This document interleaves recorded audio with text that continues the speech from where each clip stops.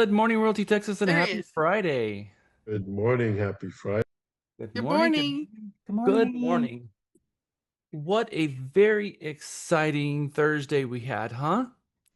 I can't wait to show you all the video. We got that video put together, and Lisa and I have preliminary got our points all together, and we're very excited to be sharing with you guys later this afternoon where we are with the points.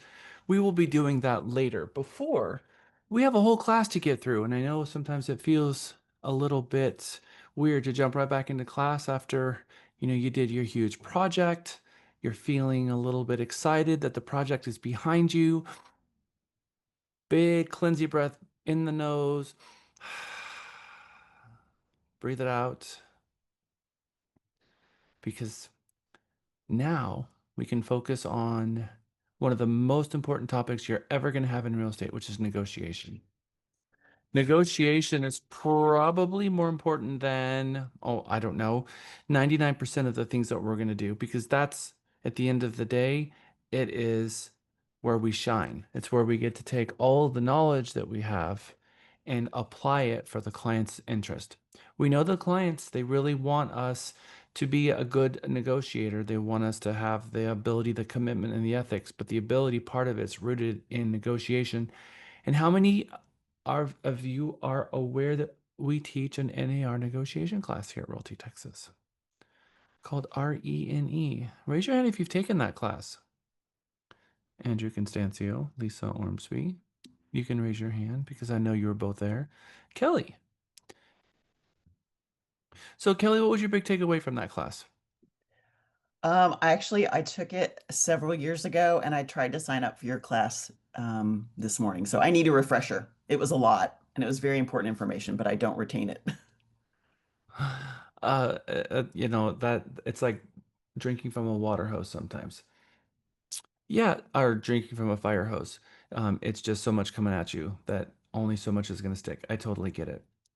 What I love about the RENE class, Real Estate Negotiation Expert, is that the whole idea here is to be hard on a problem and soft on the people.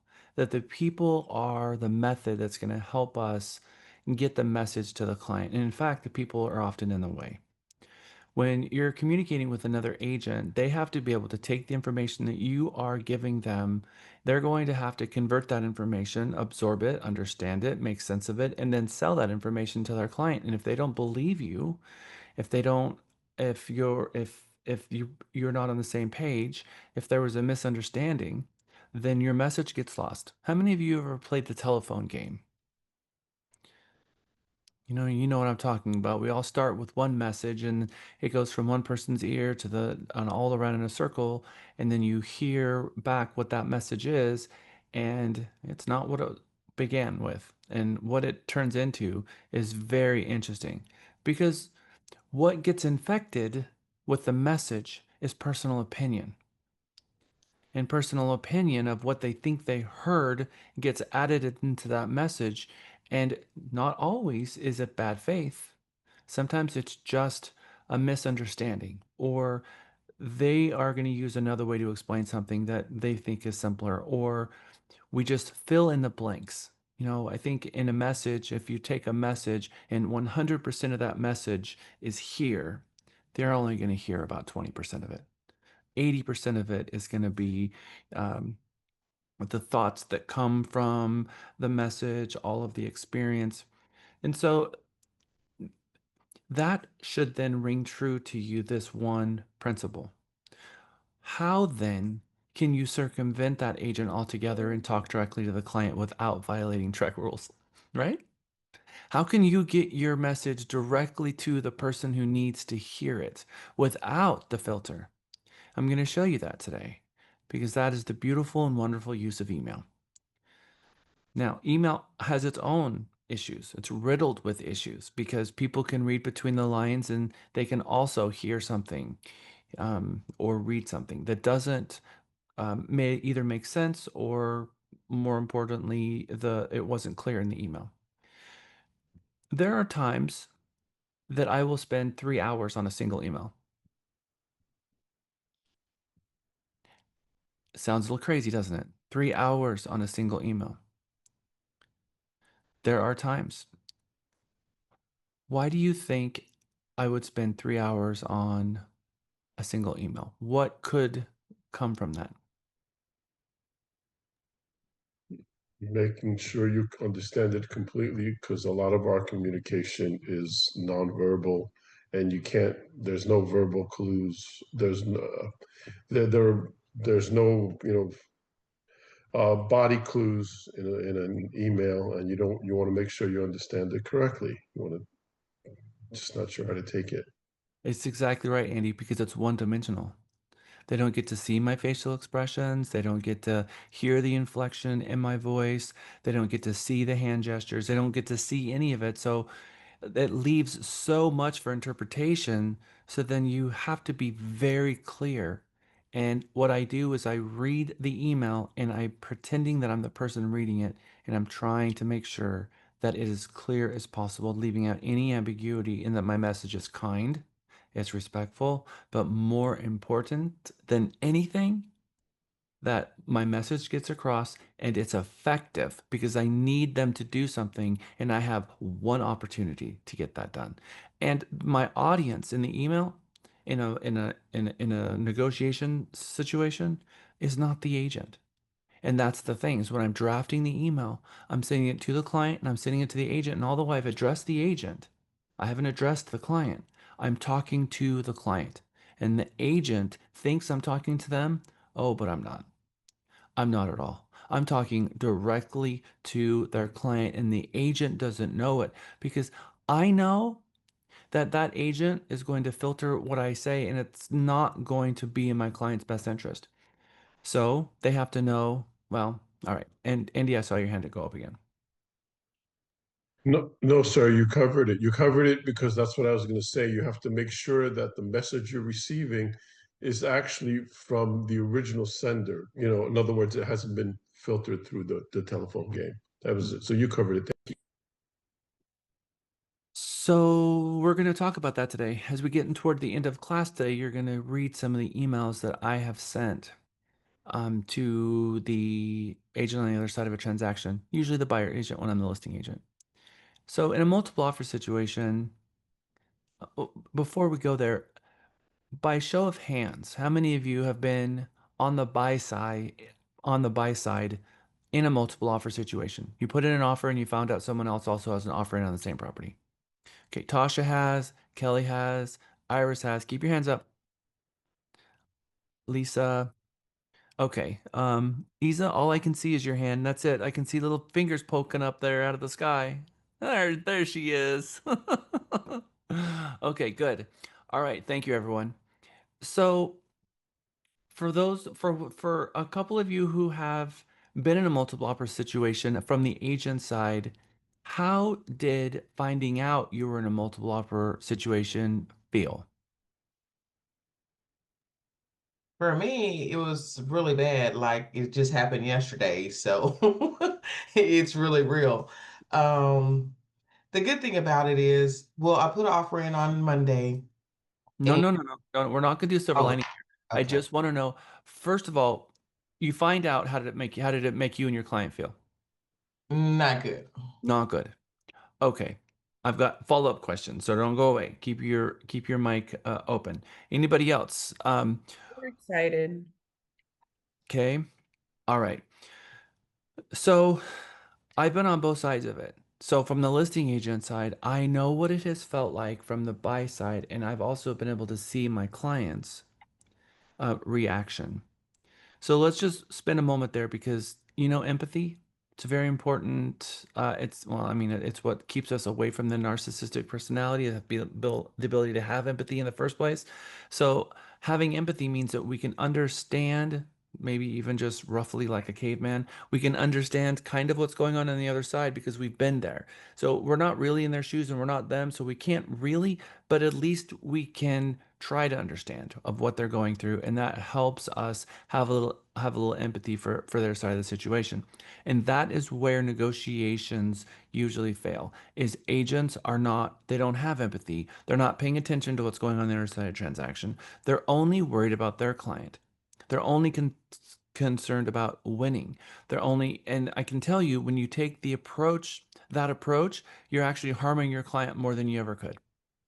Because I know what it feels like to be on the buy side.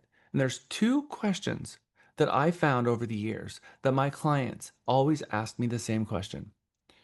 In a multiple offer situation, what is one question that maybe your clients have asked you and you just don't have a good answer for?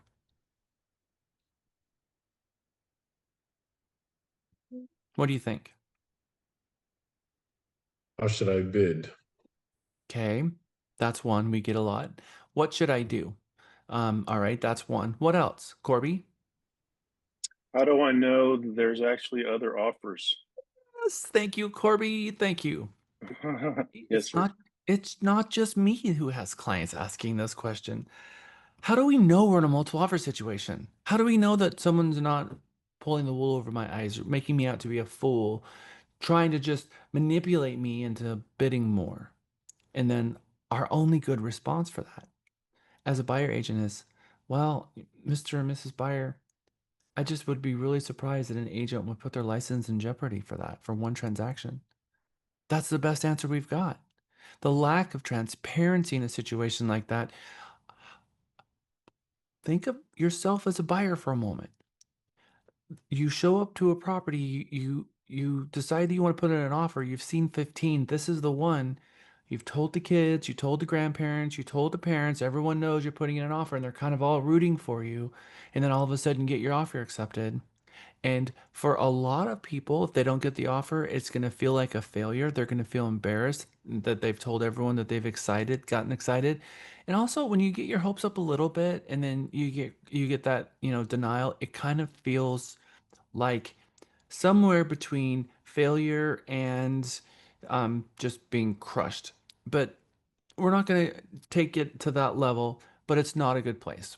And then when you start your home search again, us agents know that every property that you find for that person again is going to be compared to the one they didn't get.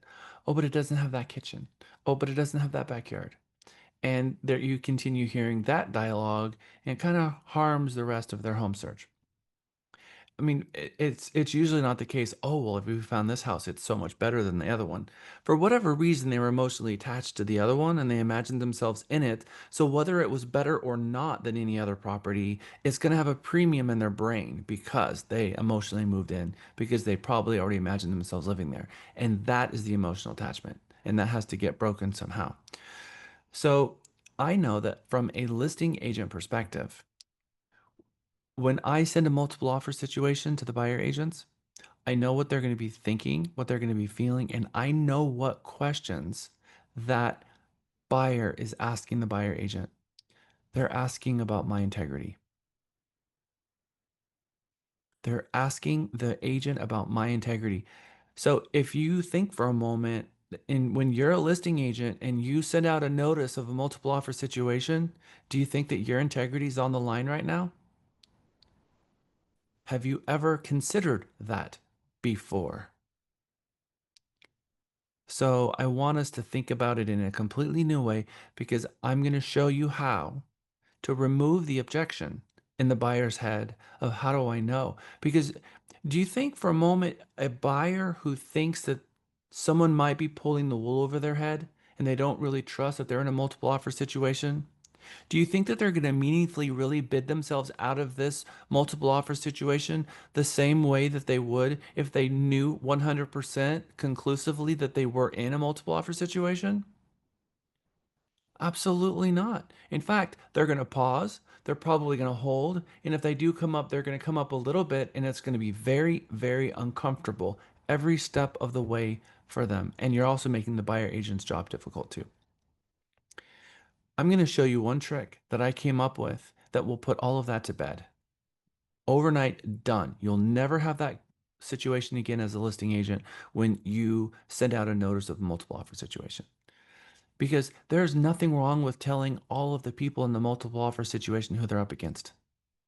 I send out a message that says, hello. I send it to myself and I BCC all of the agents who sent me offers and all of the agents who showed the property.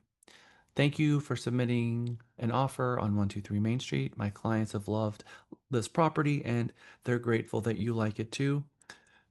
We are officially, and thank you for all the hard work in putting in an offer. I acknowledge that I understand. They showed the property, they put in an offer. A lot has happened on the buy side for each one of them to get an offer to me, and I appreciate all of those efforts. And then I let them know. Here are the different agents and those brokerages. Tom from KW, Sam from Coldwell Banker, and Tom from Compass. I call them out who they are. And if they want to pick up the phone and call each other, I don't care. That's perfectly okay. I don't name the buyer's name. I don't tell them what the merits of the offer is. I don't attach a copy of their contract or offer, rather. I just very simply let them know who they're up against. Poof, gone. No more thought in their head of whether we are or not in a multiple offer situation. And that one thing completely changed the scope of how my multiple offers go from that point forward, because two things could really go wrong here. You can send out a multiple offer notification and one of the buyers say, I'm out. And it come toppling down on you, especially if you're not coming, if you're come across forceful, like the seller is entitled to this multiple offer situation and they're entitled to over asking price. So I know that between one buyer and one seller, we've said this a couple of times before, that a buyer is unwilling to give a seller $1 more than what the list price is, but they're willing to give their entire bank account and savings accounts to beat out another buyer for that same property. So a multiple offer situation is a big deal, but we have to remove the objections. And when we remove the roadblocks and the objections, which is posturing, rudeness, has no place in a transaction. Entitlement has no room in a transaction. You've got to be kind. And when you remove all of the objections in their mind, or doubt at least, that whether or not they are or are not in a multiple offer situation, then now you're living in an ecosystem where the buyers are now focused on the real issue of what do I offer, not is this going to make me look like a fool, or is this a lie just to get me to bid more? Okay, we're going to talk a lot about this. We're going to go step by step. You're going to see my emails, you're going to see the correspondence, and you're going to see multiple offer situations that really took place in one of the transactions that I had. I had 64 offers come in on a transaction. I send a gift card. In some cases, it's just a $5 gift card to the buyer agent who sent me an offer who didn't get their offer accepted, with a note, a handwritten note. Thank you so much for your offer. I appreciate it. Here's a Starbucks on me. I'm sorry that it didn't work out, but I would like to work with you in the future. Why do you think I do that? You're Keeping creating goodwill with other agents. You're showing that you understand the position that they're in. Empathy. Okay. I'm trying to cure. That is true. That is 100% true, Kelly. I agree with that. But I'm trying to cure something bigger than that. I mean, goodwill kind of touches on it, but it's more profound than that. It's so that when they are in another multiple offer situation, they don't feel like they shouldn't had or maybe not even want to participate. Partly true. Partly true. That maybe next time. So, how does it feel when you're an agent and you didn't win? Oh my God, it was horrible. Well, it happened to me at least 8 times. And it was really, it felt like, I know it wasn't, but it felt like a waste of time because I was staying up late at night, making sure I had everything perfectly done, only to find out that we're not getting the house and we're back to square one. Mm-hmm. I showed way too many houses and I spent way too much gas when I wasn't in the position to do so. It literally took about a year and a half before I got those particular clients into a house. So, and let's even layer on it one more thing. What happens if you ever run into that agent in the real world? What do you think about that agent? Well, you'd You like to see, keep the goodwill. yeah, so let me throw this at you that I've seen this happen.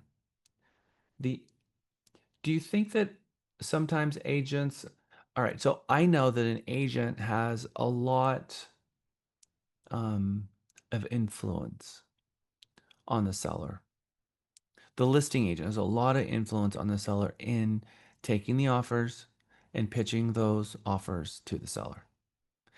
Side by side comparison, talking to the lenders, talking to all of the stakeholders in a transaction and pitching them. And then the seller says, okay, well, what do you recommend here? Remember, we offer advice and only opinions when asked. And say, okay, you're asking my opinion? Fine. This is what I recommend. I recommend this offer. It's $3,000 less than this offer, but this offer over here, remember, it's FHA and they don't have to go over asking price. When the appraisal comes out, it says in the contract, notwithstanding any other provision, the buyer does not have to move forward if it doesn't appraise. Period. And they can't override that because it's federal law.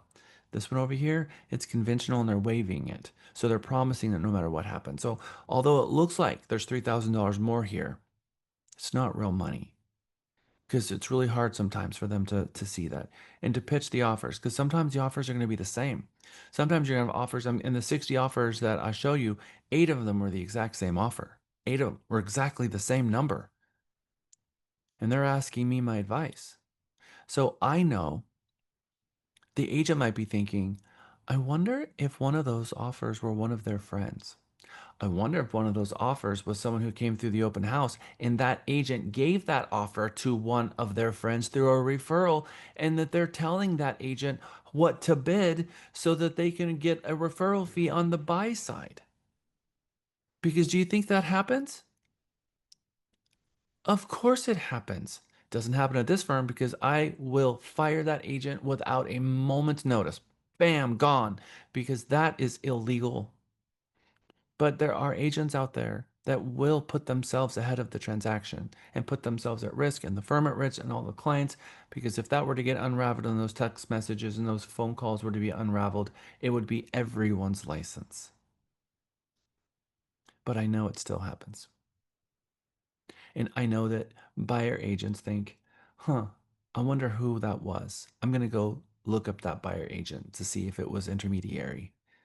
I'm going to go look up to see if that's one of their friends that I know. And so I know that's to be the case too.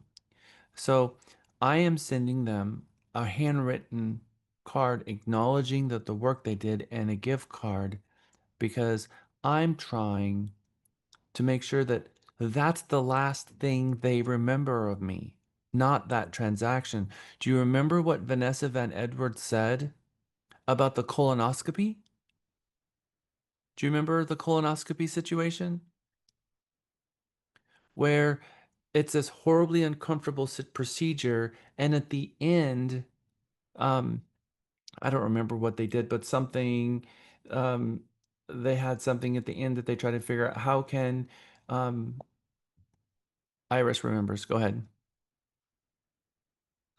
Yes, good morning. So the point was very important. They add a minute to the procedure just so the client, the patient can relax and have a better outcome from that traumatic experience.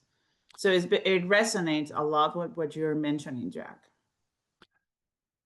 So the last thing they remember of me is a gift card with a $5 thing for Starbucks. And who doesn't like that first sip, right? It says so on the cup and a thank you card from me. And they're like, oh, that's sweet. Yes, that's what the last memory of me is going to be. Because I'm only as a listing agent, I'm only as good as my reputation from the last transaction with that agent. So I also want you guys to be thinking reputationally how this is going to affect you as an agent in a multiple offer situation because all of a sudden you have conflict and you have people who are going to be disappointed and upset and walk away from a transaction or walk away from this interaction with you. And I don't want that to be a negative. I don't want that to remain a negative situation with me. Okay, good. Lots of things to go over today. I'm very excited. Today's a very important day in Mega. Unfortunately, it's a day that we have the end of this class colliding with a very fun party, and you are the guest of honor. You've all put in an incredible amount of work. I know when we get here, it's I told you that we would arrive here back on day one. And I said, when we get here, you're somewhere between, I don't want this to end, and I'm so glad this is ending. Right? Because we have to get back to our normal lives and get back to, focusing, being laser focused on prospecting and pulling business in.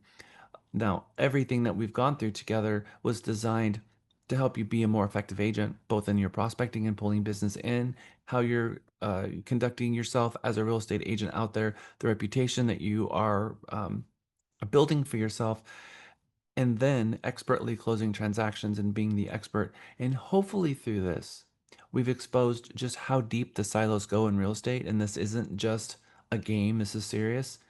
And hopefully this has created a new, renewed idea of what it means to have a commitment to education, and that you're going to double down on education. I teach it all: legal one, legal two, broker responsibility, pricing strategy advisor, military relocation professional, the RE&E negotiation class, senior real estate, um, accredited buyer rep, GRI. I teach it all. I'm one of 3 people in the state that can teach everything. It's very, very rare and I teach it all under this roof, and I teach it dedicated only to my agents. And I'm the only person in the state that's closed 1,000 transactions in teaching all of this.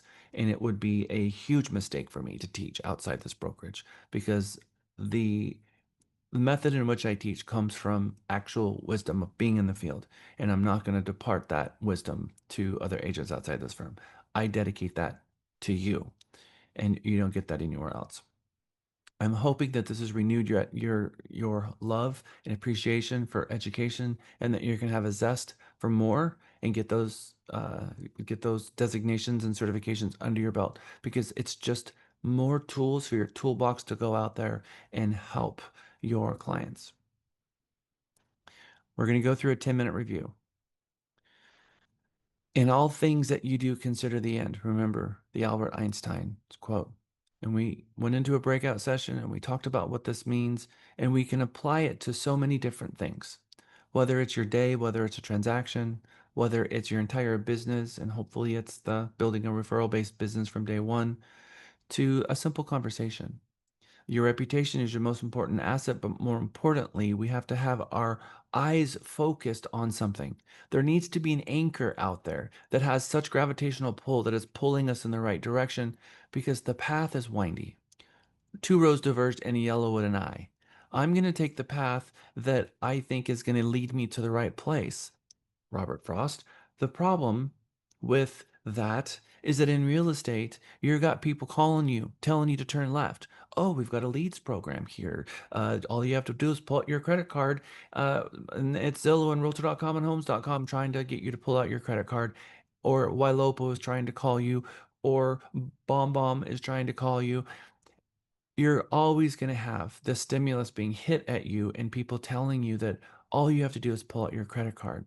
And that's the answer to the problem that you have. And as soon as you swipe that card, the leads are going to come and your dreams are going to be met to your satisfaction. And that is simply not the case. So, knowing that the road is windy, you need something that's leading you to the goal. And yes, it can be a beacon of light at the end of the tunnel, but it needs to have something greater than that. That's why I call it the gravitational pull that's pulling you forward. And that, my friends, is your goal board. That is your business plan. That is your mission statement. That is your vision statement. That is your value statement. I created one for the company, and it keeps me on focus. I've got my goal board above my desk, no different than any of you. And it has my goals, my dreams, my aspirations, where I'm headed with my life. And I've put a lot of concentrated effort and thought into that. And I've taught Mega now 16 times. And I have watched literally more than 500 people go through this program, and I've seen how it's affected their lives. Interestingly enough, there are people who have taken Mega and left the company and started clothing lines, started businesses, and taken the teachings of the salesmanship from this, and it has inspired them to write books and to go on and do great things in and out, inside real estate and outside of real estate. So we also have agents who have come back multiple times to take Mega. Remember your goal board. Remember every day to start your day and look at your hand and be grateful and thankful and find 5 things to be grateful for and start your mindset. There are so many things out there that we could focus our concentrated energies on. And if it's negativity, it's going to cause you failure. If you're in a group of people, and I need everyone to hear me on this, please take a moment and hear this. If you are in an ecosystem, when you pull your people together, and that ecosystem begins with negativity and propagates negativity and ends with negativity, you need to exit that friend group and find a new one, period. Because you're in an ecosystem that is toxic. If you're with people that are focusing on the good and focusing on the positive, show me your friends and I will show you your future. That is one of the most famous lines from Kirby Hensley, a book, How to Win Friends and Influence People, right? Dale Carnegie. Um, I want you guys to be remembering how important it is that your thoughts are focused on the good, because if you start changing your script and you start going down a film strip that's negative, the film strip always goes in one direction and it's going to lead you to the place. You have a film strip ahead of you and you get to pick what the next slide is. And if you're focusing on positivity, the next slide will be more positive. Concentrated effort. So, in the morning when you wake up, if you look at your hand and that's a constant reminder of looking for 5 things to be grateful for, that's going to help propagate that. And it's no secret that we have a morning huddle. Of course, I'm going to create a morning huddle. Of course, I'm going to have Andrew start that morning huddle, and we've got Lindsay who's bringing you a little bit of inspiration, some music, some excitement, pump up the energy, create some good vibes. And then what are we going to focus our income producing tasks on today? What are we grateful for today? And hear that, and then have that beginning the starting of your day. This is not just important, it's everything. It's everything. Isa. I just want to share with the class, there's something called a 5-minute journal. And it is proven strategically, like studied and stuff, that if you just fill it in for 20 days, it will improve your overall happiness. And it's exactly that. You just fill in 5 things that you're grateful for, but it's more specific. Like, I don't know, like this morning I was grateful for cold water. It's like very simple stuff. And you just fill it in for like 2 minutes in the morning, then 2 minutes at night. I tried it and it did help me. Thank you, Isa. And you do have a very positive disposition. And that's a really good thing. And that's a very good quality to have. People want to be around people who are positive. People want to be around people who are successful. People want to be around people who are happy. It is a positive vibe that pulls people in and makes them want to have more of that. What an amazing thing. And I can tell that this mega group, not unlike mega groups before it, has created a culture within it of support and gratitude and thankfulness. I have your back. You have each other's back. I can hear it. I can see it. And I've seen it firsthand, by the way. People coming to my office and saying, hey, this person needs help. Or this, I think, should be changed because of this reason, because of this person, and all the things. And I expect that and I see it happening and it makes me proud because it means that you guys were here, you paid attention, and you belong to something that was greater than ourselves. And a 30-day course like this is rare. You can think back in your life and it was, when's the last time you've gone through an academy that was a month-long academy? They're rare, but they're very, very impactful. We get through the goal boards, we've set it, we've set, and we've promised to set our business plans. We've got it kind of where we think it needs to be, but then that business plan has goals in it. And the goal is halfway to where your success lies. Because knowing where to look, knowing where to focus your attention on, that is half the goal. Because if it's true that concentrated energy and thought and focus is going to materialize your future, having the goal is more than halfway.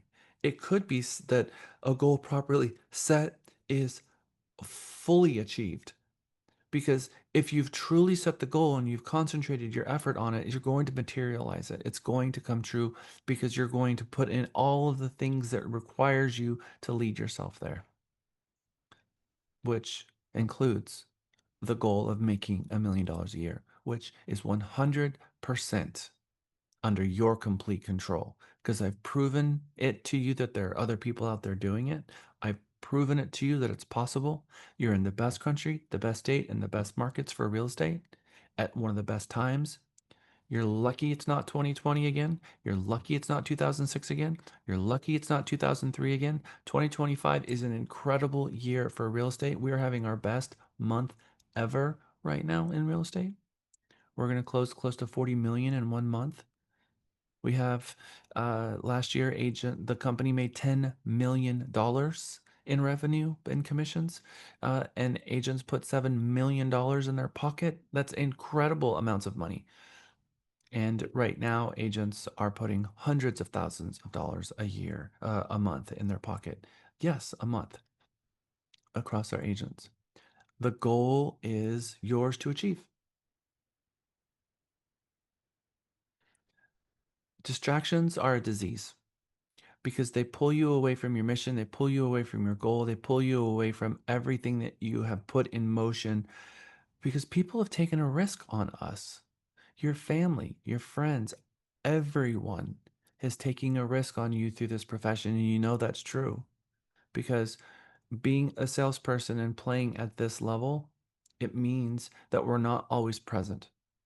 I know that Lisa has an amazing relationship with her husband, Greg. I know what he goes through as a real estate agent, where each of you are calling her at 5 o'clock and at 6 o'clock and at 7 o'clock and at 8 o'clock and 9 o'clock on Monday and Tuesday and Wednesday and Thursday and Friday and Saturday and Sunday.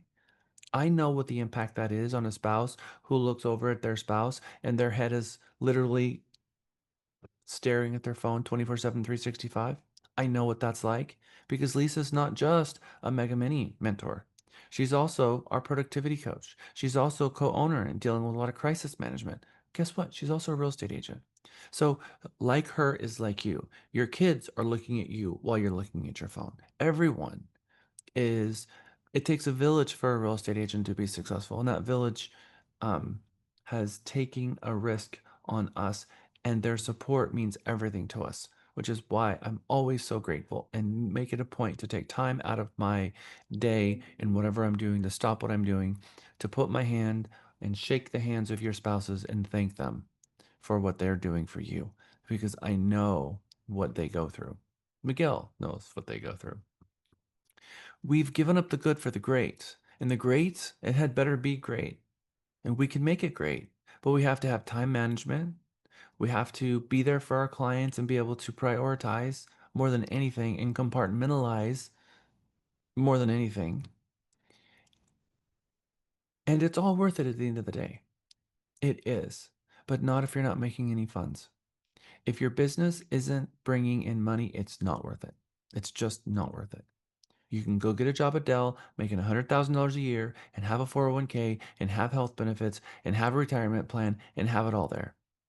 But you can make more than 100,000. You can double that, then you can double that, and then you can double that. And Dell doesn't have a compensation package for that.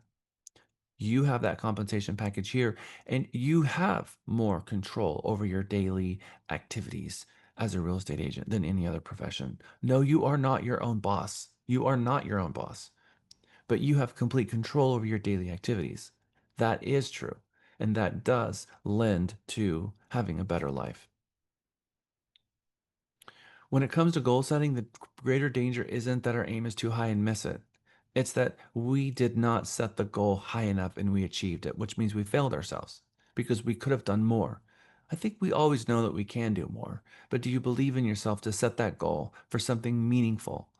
Whether that's how many listings you're going to get in 1 year, how many buyers you're going to help, or how much money you're going to make, how many doors you're going to knock on, how many phone calls you're going to make.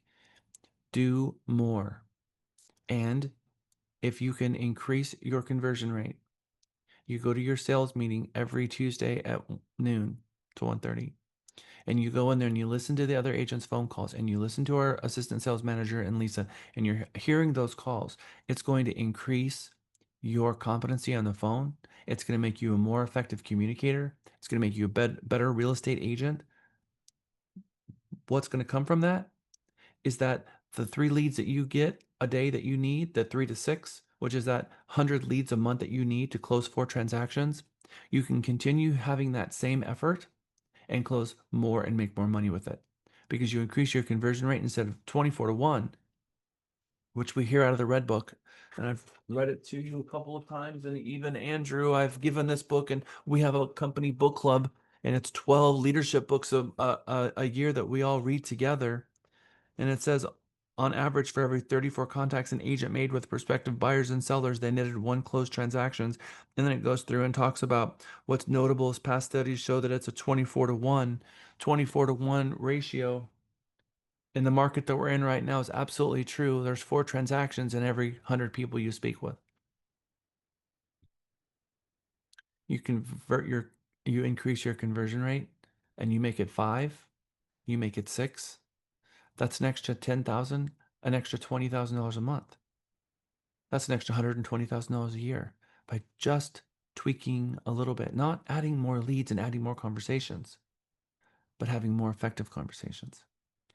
So when you set your goals too low, you are undermining everything. It's not up to me to set your goal. That's completely and uniquely yours. You set the goal and let us know what that goal is. And our coaching programs will help you achieve that goal. If I could show you how to make $1 million in the next 12 months, would you find value in that? Only Corby said yes. Really? Only Corby? Now Andy got involved. I see Kelly. Yana's saying hallelujah. All right, let's get some energy, guys. If I could show you how to make $1 million in the next year, would you find value in that? Yes, sir. How many of you believe Yes. that? Yes. How Is many it of you winning the lottery? how many of you Yes. Odds in believe that. 100% unequivocally trust and believe that that is a possibility for you? I do. I do. I know it's in there. I just need to tap into it. It is yours for the taking. And there are other agents out there doing it. There are other agents right now out there making $1 million a year in gross commission income that's been in the market for less than 5 years, that are not agents who were born in Texas, not people who have lived here for 20 years. There's people in the market that moved here 5 years ago. I was a top producer when I moved here in my first year, and I came here knowing not a single soul. How did I do it? Everything I've just taught you is how I did it. And it's how I'm doing it today. And I have a story for you guys about something happened this week that was very interesting. I'm going to share it with you now. I have a buyer that, or rather a seller that I tried to assist them with selling their home back in 2010, and the market would not support what they wanted to sell it for. I knew that. The market just did not have the buyers, and there was so much inventory, and their home did not sell. That happens sometimes. We took that home off the market, and 10 years later, they called me, which was a couple months ago, and they asked me to list their home. And I did a CMA, and nothing in their subdivision has sold in the last year. And they had 8 homes on the market up against them. They asked me what they can do to sell their home, and I told them exactly what to price it for and exactly what they needed to do. I told them they needed to replace their flooring and put in hardwood flooring. They needed to paint their entire house, and I told them exactly what to paint it for. And it came on the market and it sold, and it was the only one to sell. They came to me literally in tears. They were just so excited because they did not want to be there anymore, and they were stuck in a house that they knew that they couldn't sell, and it sold, and it was the only one. Having a home that you feel stuck in, can you imagine how trapped someone feels? The fact that they feel like they're in a home that they can't sell because they know that they've got so much competition, it's never going to sell. And I can tell you right now, if any other agent had listed that home, it would not have sold, period. There's no question in my mind, and so do they. So the home that I helped them buy was from an agent who I know.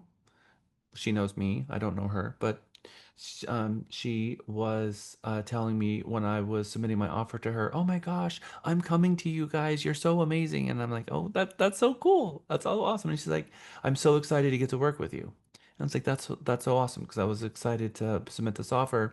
And I looked at the compensation, and guess what they were offering in compensation? Do you think it was my normal fee of 3%? It was not. It was 2%. Do you think I even mentioned that? I said, "Are you guys offering cooperative compensation?" And she said, "Yes, we are. The seller's paying 2%." And I said, "Amazing. Thank you. My client's going to be excited to know that you guys are offering cooperative compensation." Went to my client, had a conversation with them, and they told me, "Oh, they're not willing to reimburse you for your commission?" And I said, "No." And before I could even have a conversation with them, they said, "We'll pay the difference." And I said, "Awesome." So I gave it to my normal title company because they were doing a simultaneous close. And I knew that we were closing on Monday. That was yesterday. I knew that we were closing on Monday. And I've been patiently waiting for a closing disclosure. What never came. And I'm talking to all the parties and I'm talking to the title company. And the title company apparently left me off a string of emails that they believed that I was on, which was that the seller reached out to them and asked for to close and to sign early, which no one told me. And I found out that the sellers signed. To my surprise, how can the seller sign without a closing disclosure? Because there is no closing disclosure. Because if there was a closing disclosure, I would have seen it because I get to be part of balancing the closing disclosure and my compensation was not on there. I know because I was waiting to get the closing disclosure. And the story kind of goes that my commission wasn't on there and the seller had already signed. And Lisa and no one else knows the story yet because I haven't shared it with them. The seller had to come back in and sign because of my compensation. And the sellers were so embarrassed about this story when they heard what had happened. They paid my commission and they increased the commission and paid the other agent 1%. They increased the commission after closing and signing the settlement statement from 4% to 6%, paying their agent 3% and me 3%. And that agent's jaw hit the floor. She would have not gotten that percentage. She worked with another agent. I can guarantee you that. That seller was so shocked that the lender had to redraw docs and everyone had to redo the entire transaction because my compensation was there. They were embarrassed because they had to come in and sign with their agent because I was getting paid more than their agent was, and that they fixed that. Thought you might find that interesting. And that happened yesterday. Henry Ford. Whether you think you can or you think you can't, you're right. It's not a matter of thinking can or can't. It's a matter of believing in yourself. It's a matter of having so much self respect for yourself that you're never going to let yourself bend to the day, that you're always going to do the right thing no matter what that is. You're going to be a voice for good and you're going to want your clients to win, and you're going to do so through respect and grace. There's a lot of money to be made in this profession, especially for people who are professionals. Those people who discount their commissions, they're not the professionals. Sorry, they're not.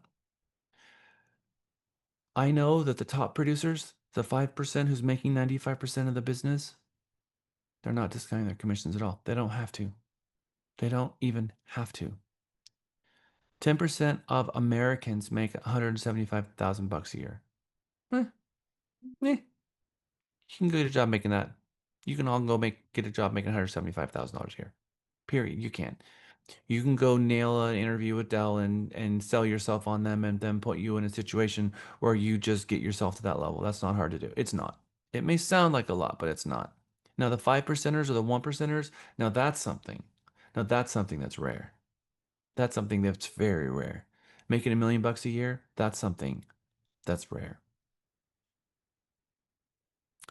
How many homes do you have to sell to make 500 a million? We already had that conversation. You should know the numbers now. And the typical real estate agent's out there making $41,000. The typical real estate agent is making less than that, let alone these, or let alone that, right? The average real estate agent out there is making $41,000 a year. That's not a reason. That's not a reason to be in the business, in my opinion. But it's not up for me to decide how much you want to make. That's your decision. But you have to grab the bull by the horns and say, you know what? You're right. I'm going to go out there and I'm going to start working because I'm not getting any younger. I'm not getting any retirement's not getting further away, it's getting closer. How many of you have the money to live in retirement the way you want, or to be able to provide your family the lifestyle that you want, or to be able to have the house and all the things that you need to be able to survive on this earth? We're the only animals on earth that has to pay to live here. So if that's the case, I'm going to make the best of it and have fun while I'm doing it because it's pretty amazing, this job. It's pretty freaking incredible. Mega top producer, 500,000, a million, it's all there for you.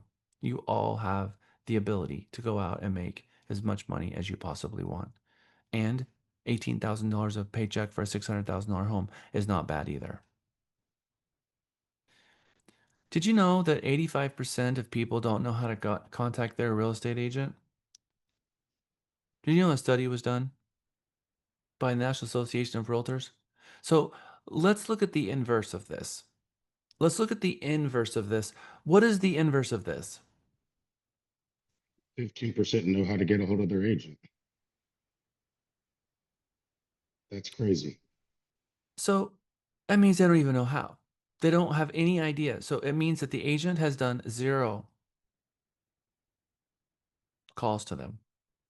No newsletters, no cards on holidays, no Popeyes and apple pie on a major holiday that you know that they're celebrating. Nothing.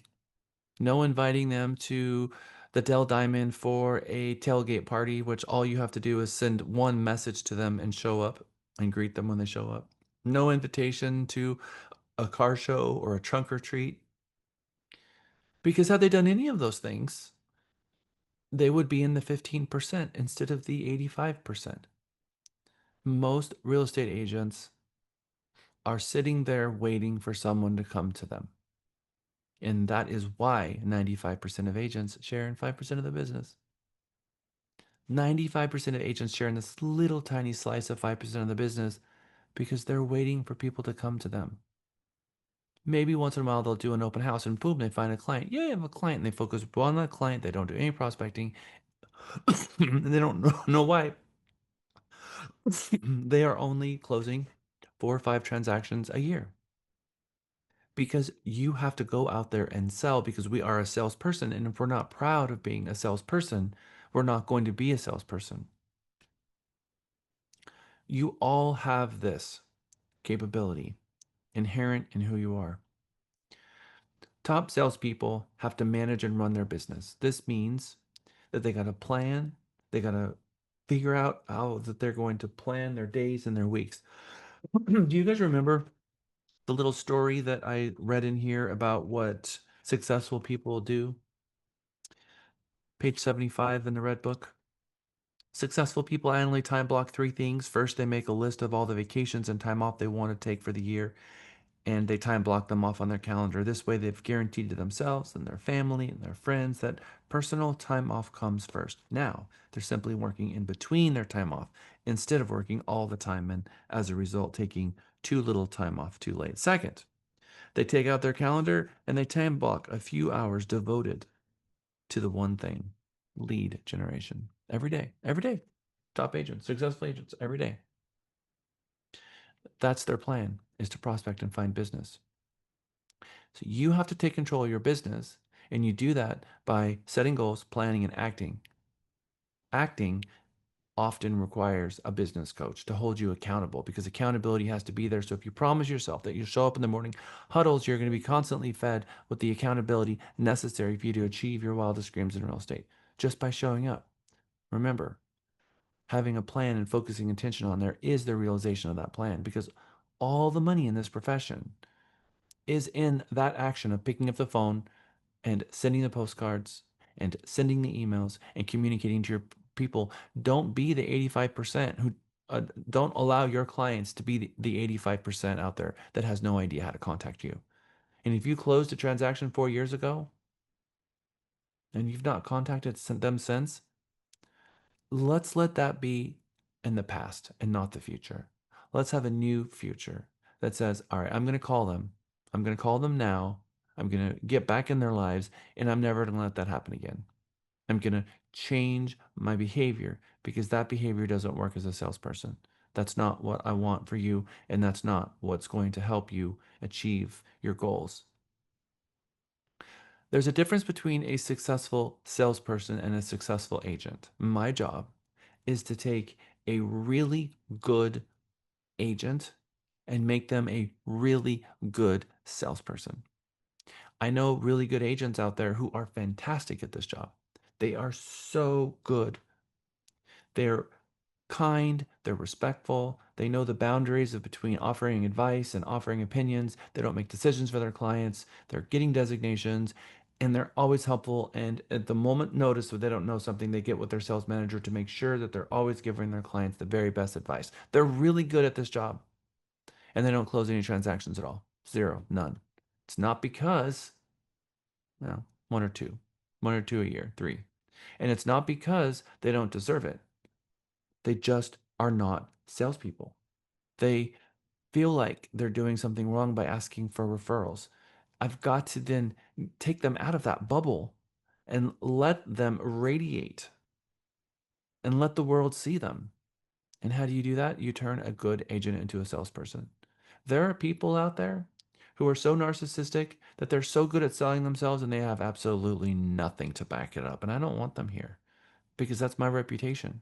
We're not going to have 500 five-star reviews with a bunch of agents out here that are all about themselves and selling because narcissists know how to sell themselves all day long. And we have a lot of politicians that are 100% narcissists. They know how to sell themselves and they can get themselves into great positions of power and they've got nothing to back it up and all they do is cause harm. I don't want that for us. I want something different. I want us to be a brokerage of agents who are highly successful and highly effective and also really good people and really good agents and salespeople. And it comes down to your ability to influence people, but also your ability to sell yourself and forcing yourself to do it. So my quantification of between an expert salesperson is someone who can put themselves out there and be proud to put themselves out there and not be shy. Expert salespeople make their clients feel safe. Remember, the ability, the commitment, and the ethics. And I hope that's on your goal board because it's on mine. And I'm always focused on better and better. I want to be better tomorrow than I was today and better today than I was yesterday. I'm going to focus on that. And I know that education is how we get there. Also, giving yourself some grace. There are 4 hats you wear. They prospect the close, the prospect, the convert, the close, and the follow up. 4 hats, 4 distinct hats that you have to wear, which means time management in your business is so critically important because we can get so wrapped up in the close part that we let go of everything else. And your paycheck next month is pretty important to you, I bet. And we can let that paycheck go next month by focusing on all of the wrong things this month. And if we don't have paychecks coming this month, what does it mean about our actions last month? I like teaching Mega in January because it's a really good start for the year. Mega 17, we've already got new content. I've already moved the modules around a little bit for a Mega 17, where I'm going to split the buyer and seller presentation into a buyer presentation and a seller presentation. And I'm going to take the relentless conversion and referral based business and merge them into one. So I have an entire day just on buyers because I know that that's needed right now. So Mega 17 is going to be better than 16. 16 was better than 15. It's continually evolving. You're all welcome to jump in, like we have Mohammed and many others here who've jumped in from prior megas just to see what's new and what they can take away and help their business grow.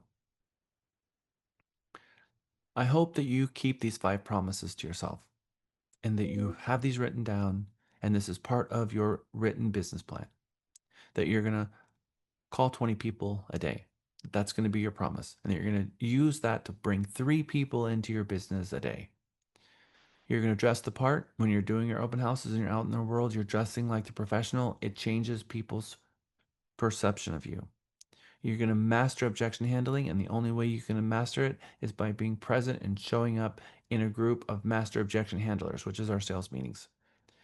When you get a lead, you're going to call them quickly, and you're going to learn your value, and you're going to never discount yourself, and that you're going to have self-respect for yourself. And when you think things are going wrong, that you have a safe place to go sit with your manager because we have your back and we will help you. Learning a close script is really important, but once you've sold yourself and you've gotten hired, that's it. Don't continue selling yourself. Most people, uh, most consumers have not spent a lifetime with dreaming about hiring a real estate agent.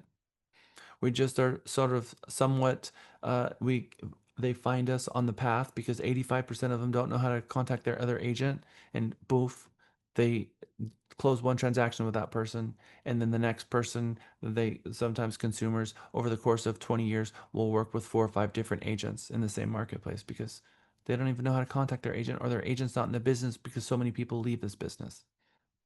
So be curious, learn your objection handling.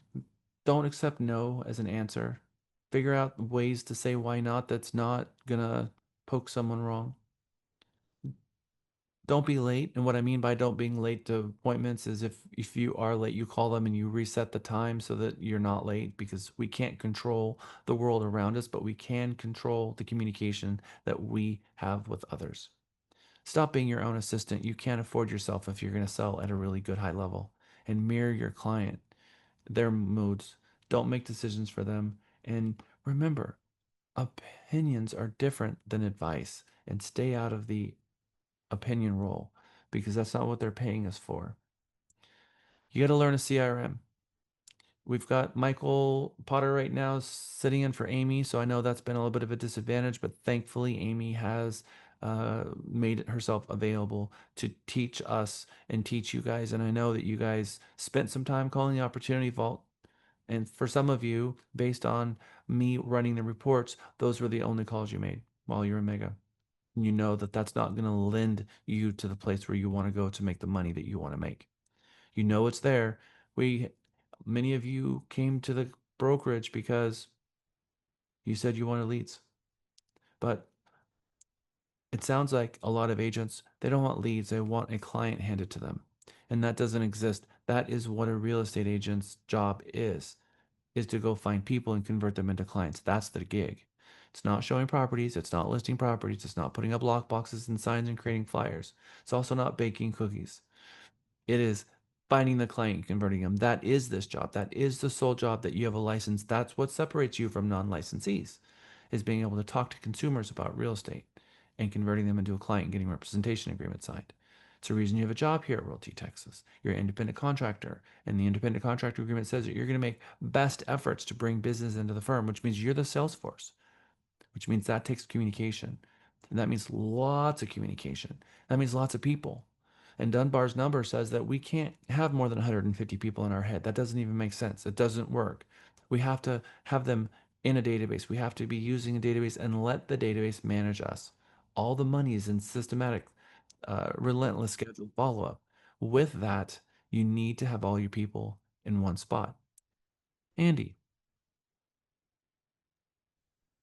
Sir, I've been thinking about ways, and I need your help, to overcome this Dunbar's number because I don't like it. It's really not big enough for me. So is can we use an assistant to get to 400 or 600 or 1,000? And I think I asked that before. I think I'm the one who brought it up, and you said, "Oh, I was prophetic, and you were going to talk about it." So is there a way? Yes. That's my question. Yes, there is a way. And you're literally looking at it. It's called CRM. That's the way. You see, if we're Yeah. trying to manage 150 people in our head, it's not possible because people are going to fall off the list. You got to have everybody in a database. And then you have to be putting notes about everyone and then going through that database and refreshing yourself on that person and call them. We are we are who we are to someone. They're on their side of the phone and we're on the other side of the phone. They don't know if you have 5 clients or 15,000 clients. All they know is that you're calling them and checking up with them, checking up on them. And that's meaningful. When is the last time someone called you guys and asked just how you're doing?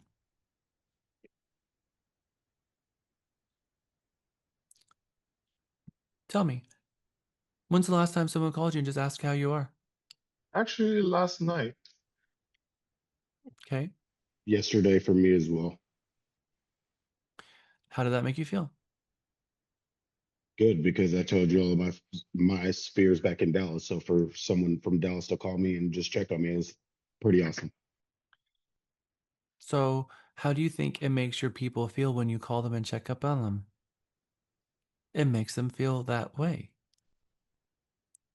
So when we realize that we are injecting a little bit of dopamine and serotonin in their brain when we have conversations, we pick up the phone and call them, it's a good thing. But if you call them and have a 40-minute conversation, they're going to like you. But next time you call them, they're going to think, oh my gosh, I really want to talk to them, but I don't have time right now.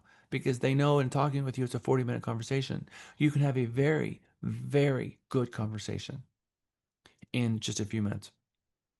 You know, someone who I have a lot of respect for that I really like a lot is Gilbert Gonzalez or Gilbert Sauceda. Gilbert Sauceda is he runs a men's group where they just talk about issues and marriage and all the things it's needed in society. People come in and out. He also uh, has some alcoholics in his family, and he's also the person that they call. We all know who that is. What a great thing that he's doing, because that's exactly what real estate agents are in just a grander scale. Picking up the phone and calling your people. How are you? How's the wife? How's the kids? How things going with you? How's the house? How's the house that I helped you buy and living in? How's that going? Because, I mean, it's just incredible that we could sit with our cup of coffee at home, picking up the phone, having conversations with people who know, love, and trust us, and we are the ones that call them just to ask how things are going. It's an appreciated call, not an appreciate. It's not a call that you should be nervous having. And what you've learned in Mega, I hope, one of the biggest takeaways is you made some of those calls. You're like, oh, I didn't die. Of course you didn't die. People are happy to hear from you. But we can't keep this in our memory. If we try, if all of you call 10 people, like, okay, I did it. I did it. I called them. When did you call them? What date and time? And what did they say? Because if you try to keep it in your head, that's what Andy's talking about is how can I keep all of these conversations? I want to amplify this. I want to help more people. Great. Then we need an extension of our brain to help us with this because we have cognitive limitations. The Dunbar's number is a cognitive limitation. We can use AI and a database to help us help more people and have more people in our lives and let it manage us so that instead of us having the brain power of remembering who we haven't called, which our brain doesn't have the capacity to do, we wake up in the morning and push a button and says we're going to call these 10 people. You're like, oh my gosh, I'm so excited to call Colin. I haven't talked to him in a long time. Obviously not, because the system is telling you to. And let the system do its job. Thank you for asking. That was also prophetic. And then here we are again, making contact. Remember, when you get leads popping out of the sky, because we've got incredible websites, I spend 80% of my time working with my developers doing amazing things. We actually created a last week in my copious spare time. What was I doing? I was developing the code that every time a new listing is ingested into our systems, it automatically creates a blog. And then every time that listing is updated, it updates our blog for the current status of the listing. And so overnight, I created over 600 blogs. Boom. And now every time you list a property, it automatically creates a blog and takes that blog and assigns it to your Realty Texas blog system.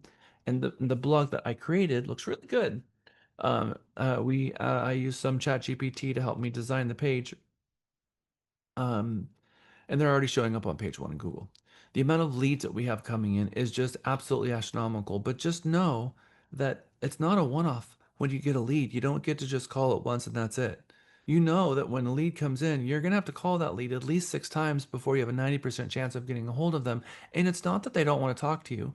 It's not that you called them once and they're not interested in you and we're taking it, how dare them not answer the phone and us have a chip on our shoulder. We are the ones that are offering a service and they're going to pay us for that service. Most people are not ready to buy a home right now, but they saw something that piqued their interest, and we called them, maybe not in the 20 seconds that we needed to get them on the phone in that moment. And so now we know it's going to be a cycle before we get in touch with them, and that's okay. So every time we call them, hey Tom, this is Jack over Realty, Texas. Thank you so much for giving us a call. It looks like you're interested in 123 Main Street. I was calling to answer whatever questions you have regarding that property, but looks like you're busy. No problem. I'll give you a call after my afternoon appointment. It's about 4 o'clock. Hope to speak to you then. And then at 4 o'clock, hey Tom, Jack Stapleton here at Realty Texas. Called you this morning. Let you know I'd be calling you today at 4 o'clock to see if I can get your questions answered regarding that property that you were interested over at 123 Main Street. Looks like you're still busy. No problem at all. I'm looking forward to assisting you. I'll give you a call in the morning. Feel free to call me in between. And I just keep making that call and keep pushing it back to the afternoon in the meeting. And I keep making those calls until eventually I hear from Tom. And Tom's getting those messages. He's not ready to talk to me yet. And that's okay. I know that. I've been that person before that I'm not ready to talk to the salesperson. I've been the person that's not taking their call because like, I don't want to deal with this right now. I don't have time to talk with a lender and get pre-qualified and do all of this stuff. I don't have time for that. I want it, but I don't have time for it. I'm going to keep pushing that down the road until I am. So if you just put yourself in the empathy of that person and you just keep having that positive phone call and make those phone calls and never let those go, you will eventually sell Tom a house. You will be the one that sells Tom a house. There's never a bad day to call your leads, which is why I show you this slide. There are better days than others. I'll agree to that. Your Wednesday and Thursday, don't take those days off because that's a horrible day to take off. Friday might be a better day to take off. But a lot of people were preparing for the weekends, but maybe Friday is the day we take off. Monday, maybe that's the day. You get to pick. That's the beauty of being able to control your schedule. Wednesday and Thursday are the best days, and between 11 a.m. and noon are the best times in the morning to make a phone call, and between 4 and 5 p.m. are the best time in the afternoon. So obviously in Mega, you're tied up during those times. So as we get into Monday, you will no longer perhaps be tied up during those times. And maybe that is when you pick up the phone, put on your headset, and have those amazing phone calls. Calling before 9 in the morning is considered the worst time. If you want consistent results and have consistent income, you got to be consistent with your scripts. We listen to every single call that's in our sales department. So when a lead comes in and it's a Realty Texas customer and you go to the grabber and pull it out of the grabber, or you're in our sales department and you're making the calls on our incubate pipelines, we're hearing those calls and we take those calls into our sales meeting and we play the calls that are really, really good so that you can hear what a good call sounds like. We're not playing the calls that are really, really bad.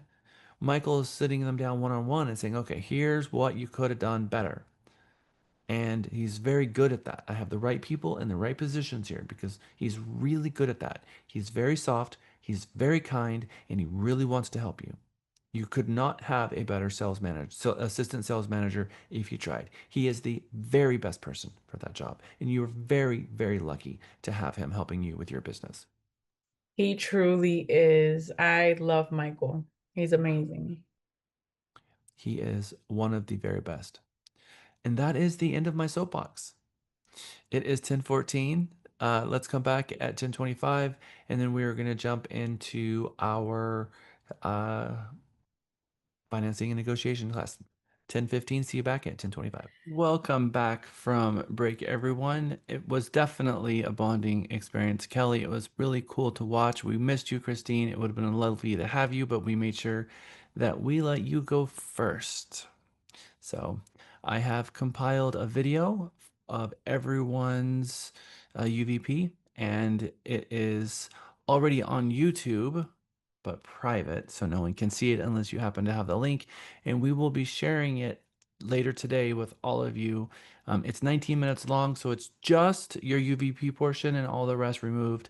And so I can't wait for all of you to see it. This was spectacular. There were 5 UVPs that were in the top 5 UVPs that I've ever seen throughout the history of Mega. And I made that point clear yesterday. I was very, very, very impressed. So you guys did an exceptional job. Very, very proud of you.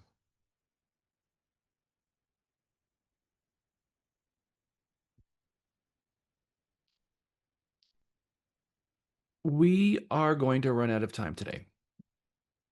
We're going to also, there's no question that I'm going to start losing you guys about 4:45. That is what's always happened in Mega, and I can't stop it from happening. So what we do, and I know that this is going to be a hard thing to happen on the Friday, but I'm going to need you guys to take a half-hour lunch so that I can get you guys out of here to give us some space between that 4:30 and 5 o'clock, because we cannot run Mega into the party and have those two things happen at the same time. So I need to put some space there. And the only way I can do that is by giving us a half an hour lunch and getting us out of here at 4:30. That's going to also give people time to get here, and it's just going to make the whole thing work a lot better. So thank you for your patience there. Mega, your mindset and your energy levels obviously have a lot to do with each other. Your mindset and how you feel. And a lot of that has to do with how we take care of ourselves. How much sleep we get, how much water we drink, how much alcohol we don't drink, how much exercise we get, how much sunlight we get, all the things. Yoga is really restorative. This is a training class that we have about what happens on a weekly basis here. So this flyer, although it has nothing to do with yoga, I always go back to our yoga thing, because if we're going to create some top producing real estate agents, you're going to need to figure out how to be able to create more room to be able to take on more stress. We're really there to advise people and help them through these really stressful situations, which means a lot of it is just listening and just being present with them, figuring out what their big worries are, what their concerns are, and then going out and doing your best to advocate for them and to make that come true for them, whatever it is. Whether it's aligning a close date so they don't have to move twice, whether it's, some issue that's going on. They love this home, they want it, but they want all the siding replaced. And you know that the agent on the other side of that transaction, that first they need to understand that the siding does need to be replaced, which was the transaction that I'm closing on Monday. The siding needed to be replaced, and the shingles needed to be replaced, and they had foundation damage before and had it repaired, but there was enough going on that there were some additional piers that needed to be put in. And despite all of this, the clients were in love with the property and wanted to move forward. And so I negotiated new shingles, and I negotiated that all of the siding be replaced. And I negotiated a hefty sum for there to be two piers. Nothing big. A pier is, I think it was like $4,500 for the two piers to be put in. But that was important to the client, and they wanted this home in this neighborhood, but they wanted all of that to come true. And so I really needed this agent to hear me. And at the beginning, this agent wasn't hearing me. They didn't, even though I'm coming to Realty Texas and I love you guys. They weren't hearing me. So they really needed to hear me, but I needed them less to hear me. I needed more of their client to hear me. So I knew I was communicating with their client, and I was able to get exactly what I wanted, but to boot, I got her a raise. I love that. Okay. I put this out as homework for all of you. Harvard Law getting to yes. The 4 principles from Harvard Law short videos. I know you guys watched this, already got the points, because by now it would be too late. So thank you for watching these. Harvard Law has the very best school of negotiation in the world. They created it. Then from that came the book Getting to Yes. It's a very, very good read. It's one of the books that we have in our book club. I really hope that all of you will continue on outside of Mega with Andrew and his monthly book club. I've personally handpicked every single one of the books. There's 12 books that we read, and I really hope that you guys take that seriously and read those leadership books. I can tell you that it's even impacted Andrew, because he's forced to read these books too. Anybody who's reading these books, it's absolutely impacting them and making them better. Multiple offers. This is the journey that we're going to go through. First, the 7 steps to creating a successful multiple offer situation. Number 1, first you have to understand the market conditions and the market data. Because is this multiple offer situation is it standard? or is it unusual? And how can we safeguard it at all costs? Number two, how can we create as much transparency and trust in the multiple offer situation as possible to make sure that it doesn't break down under its own weight? Three, having a negotiation strategy that is productive, that makes people feel safe in participating in and not worrisome and ridden with doubt. Working with financing. Obviously, the multiple offer situation, we need to know the nuts and bolts of what the buyer's rights are and what the seller's rights are. And when buyers make promises, what do the contracts say regarding the promises that they're making? Is it rooted in anything real? We know that if a buyer is willingly bidding over asking price, that it's going to cause some potential issues moving forward. What is the biggest issue that you can think of in a situation where a buyer bids over asking price? What is one issue that you can immediately see in a situation where a buyer is bidding over list price? The appraisal coming in too low and him possibly running out of funds to cover that. Yeah. Okay, I like it. Kelly, is that what you were going to say, or did you have something else? Same thing? Okay, all right, good. So there we are. We're all on the same page. The appraisal crisis is going to come from a buyer bidding over. Does the buyer have the ability to make the promises they're making? Because federal law says that notwithstanding any other provision, the buyer cannot be subject to forfeiture of earnest money under any circumstances if they are FHA or VA. Does anybody know what notwithstanding means?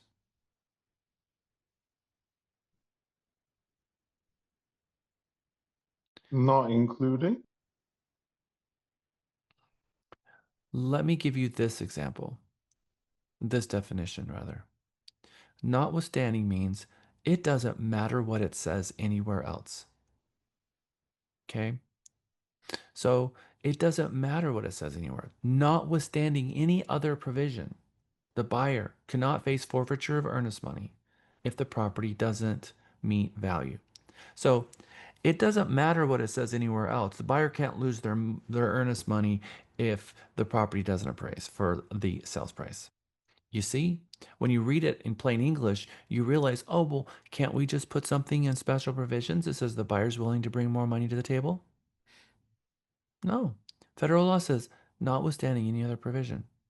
And not only does it say notwithstanding, but it also says something else. It is expressly agreed. Expressly agreed says that this express language means that it takes precedence over anything else. These are very strong words from the federal government. The federal government has said, look, if a buyer is getting an FHA loan or a VA loan, they don't have to move forward. They can choose to move forward. It's not that they can't move forward. It's they can't waive their right to terminate and get their earnest money back. They have no ability to waive that right. That right will always be there for them.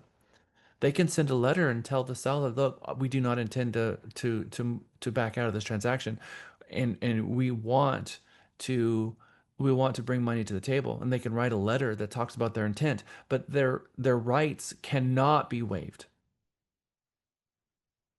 So there is no language in special provisions that you can add that will fix that. And do you know how many agents put in special provisions and appraisal contingency on an FHA loan, and where that agent has violated Texas and federal law regarding the illegal practice of law because that real estate agent somehow thinks that that paragraph 11 is going to supersede federal law? Embarrassing. You take on that and tack on one other thing, you'll notice that TREC created an addendum called Buyer's Right to Terminate due to lender's appraisal. It's the longest form we have with a title, longest title form we have. Buyer's Right to Terminate due to lender's appraisal. And on the top of the form in big letters, it says, not for VA or FHA loans. We're going to go through that addendum and we're going to look at it. I'm going to show you how to use that form today and how that form has very two different uses, and you should be using it for every conventional loan. And we're going to learn something today that most of you don't know that's going to blow your mind about contracts and a third-party financing and its effect on a contract and what a conventional loan what a conventional loan, what an appraisal has on a conventional loan and what the contract says. And most of you, once you walk away from this class, you'll never look at negotiations the same without the right addendas. Do you remember that word I kept using on Friday? And I pulled out the little yellow book and I pointed at it and I said, "This book is full of buyer blanks." Contingencies. Yeah.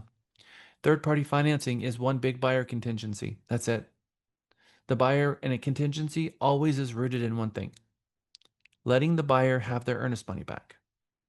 That's it. Contingencies are all about that, protecting the buyer's earnest money. And the earnest money is money that the seller gets as assurances that the buyer's not going to just turn around and walk away. But we have an executory contract. We don't have an executed agreement at signing. We have an executory. And there's a lot of duties that people have and a lot of rights because there's a lot of information the buyer is going to learn along the way. And the seller says, "Buy my house or don't buy it." Well, yes, Mr. Seller, I agree with that. And they did agree to a sales price. However, they're going to learn a lot about this property over the coming 30 days. We're going to have it inspected and learn what conditions are affecting it. We are going to evaluate the foundation and we're going to evaluate the major mechanicals and we're going to evaluate the shingles. And the buyer has the right to walk away if they're not interested in moving forward with this new information that they've learned regarding the property. And if you want to work with the buyer to try to keep them, great. If not, it's fine. They'll find another home. They will. And they're also going to learn something from what the county records have, liens against the property, and what's going on with the HOA. Are they in litigation? All the things. The buyer's going to learn so much.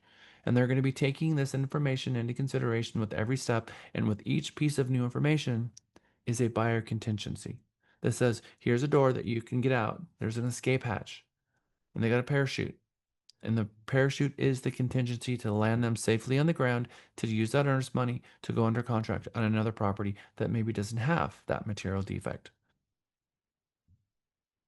So we're going to talk a lot about the appraisal addendums, which is the buyer's right to terminate due to lender's appraisal, and the third party, and what those contingencies really mean. Then we're going to talk about working with lenders and how important it is for you as an agent to be contacting. I don't care if you're on the buy side or the sell side, that you're contacting the lender once a week. If you are conducting real estate and you're not calling the lender once a week, no, I don't always make a call. Sometimes it's a text message. That's true. In fact, Mark Howard and I have probably talked 2 or 3 times a week, and I'm the listing agent. And in all of that, they didn't tell me that they have a closing disclosure or the seller sign, so it's a little crazy. But and suffice it to say, we have these conversations continually. How are things going? What do I need to know? And then working with appraisals. That's a whole different segment. Who who is the appraisal for? The lender. Thank you, Isa. And who orders the appraisal? The buyer pays for it, but the lender orders it. The buyer doesn't pay for it. Seller? No, seller doesn't pay for it either. The lender pays for it and the buyer reimburses the lender. And that's a very important distinction because the lender paid for it because that's their appraisal in their name, their credit card. Buyer reimburses them for it because the buyer reimburses for it. Federal law says the buyer is entitled to a copy of it, but it's not the buyer's appraisal. So Isa, arguably, the buyer paid for it, but they didn't. The lender paid for it, and that's a very important distinction because it goes to underline the fact that it's the lender's appraisal and it's for them because they're determining one thing. What is the appraisal? And I'm going to give you the script for this and what it really is, but what is the appraisal really trying to do for the lender? Prove that the Limit his house liability. they're Limit lending. liability.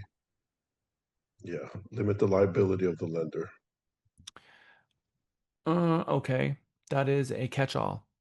Let's get a little granular on it. But I agree it's limiting liability, but let's get more granular. Isn't that it's a good way to find out how much the house is actually worth from a professional standpoint before they issue the loan? Well, let's use lender speak here. They're determining whether the home is sufficient collateral for the loan. Okay? That's what the lender is trying to do. They're trying to determine if the house is sufficient collateral for the buckets of money that they're about to give this buyer over 30 years. That is a very important thing that the lender needs to know. So, do you think that they can trust a report that was paid for and done by a third party, not themselves? Absolutely not. They have a disinterested third party that's arm's length, that's going to give the lender an unbiased opinion of the condition and value of that home at that date and at that time, who represents the lender, paid for by the lender, and cannot be affected by undue stimulus by a third party. And once the appraisal is done, the lender, the appraiser cannot face any blowback by any third party by facing, um, I don't know, uh, they're not going to get hired again, or they're going to have some type of risk or liability from the third parties coming back at them after the appraisal is done. So once the appraisal number's out there, no one can even call the appraiser anymore. They can call the AMC, but they can't call the appraiser. All right, lots of stuff. There is a difficult and a delicate balance in our markets when it comes to supply and demand. We know that over the last umpteen years, we've not had the sufficient inventories on the market. Specifically, we need 1 million homes built every year to have the right demand. Right now, we've had so many apartments that were being built that we've got this kind of weird teeter-tottering where right now we have 1 million homes on the market, which has never happened before. We've been, sitting at like 6 to 800,000 across the nation. But right now, for the first time ever before, we have 1 million homes in the market. That is healthy. That's where it's supposed to be. So for the first time, we have sufficient inventory to create a truly balanced market. And what's interesting is we still are in a seller's market, even though that's not what the numbers portray. And I think that's because you have two markets going on at any given time. You've got the properties that were listed right and the properties that were listed wrong. And there's no shortage of properties that were listed wrong. And those properties that are listed wrong, guess what? They're not going to sell. Not going to happen. And no, the seller's not going to have a come to Jesus moment and reduce the price to match what's going on. And they blew through the most important 10 days on market. The first 10 days is the most important. They wasted those. And now other homes are going to sell who were properly prepared for market, who were properly priced and properly marketed, and they sold. That happens.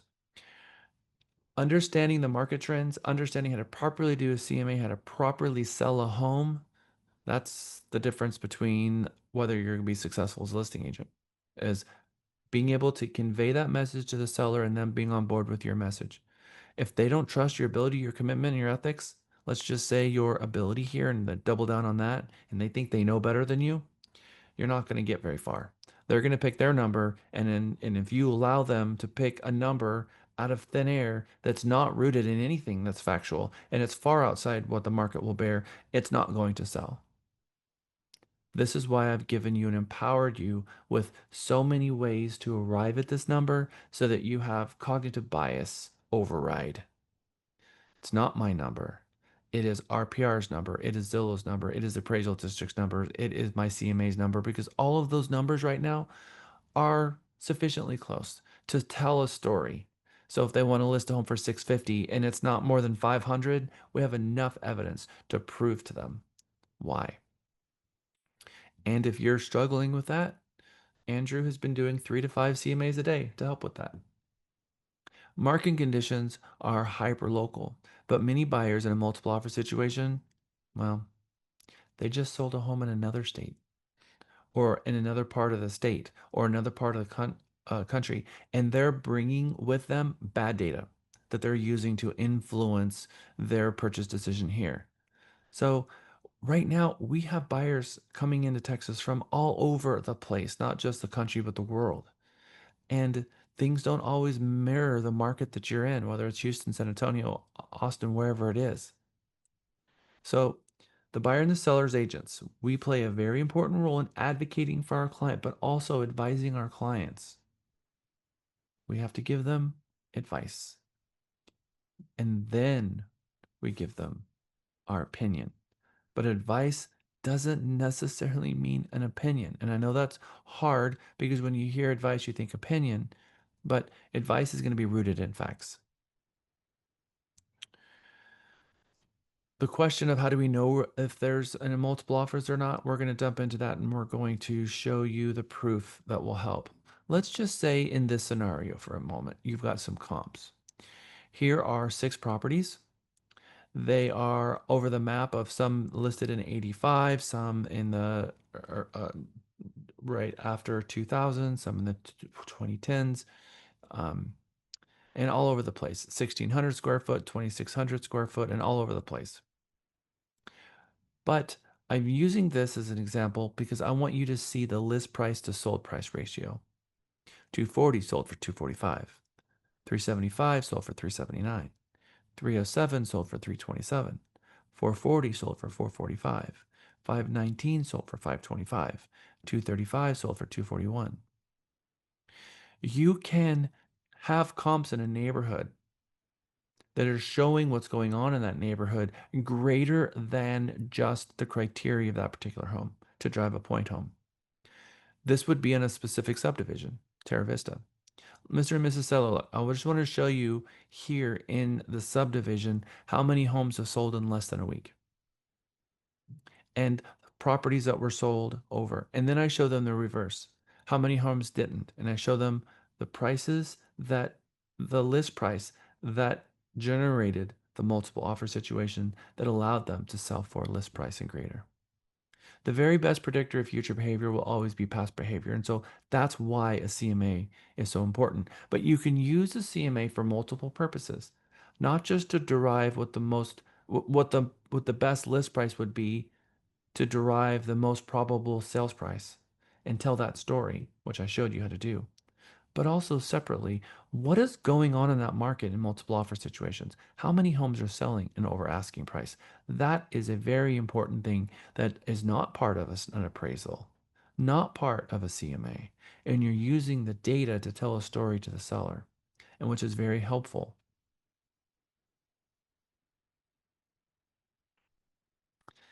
Texas Realtors has legal briefs. I showed you quite a few of them, and a couple of you did them as a homework assignment. The watch appraisal third party financing, watch appraisal third party and partial waiver and full waiver, and additional right to terminate, and the third party financing on the conventional loans. How many of you watched these video briefs? Who did not? I never seen this slide, to be honest with you, Jack. Well, it was And now also, I also put this in Teams for everyone, and I put a star on Teams so that you could all see it. So it is part of your Teams as well. So it was part of your homework. It was added into a slide, and it was also put in Teams for all of you because I wanted you to see it ahead of time. This is the legal briefs was page. this for I'm sorry, what? was Isa, I can't hear you. Is it just me, or can everyone hear Isa? and No, I cannot hear. Cutting out. I'm struggling to hear her too. can you hear me? I cannot hear you. You are breaking up really bad. It's not your mute button, it's your internet. Okay, try it again.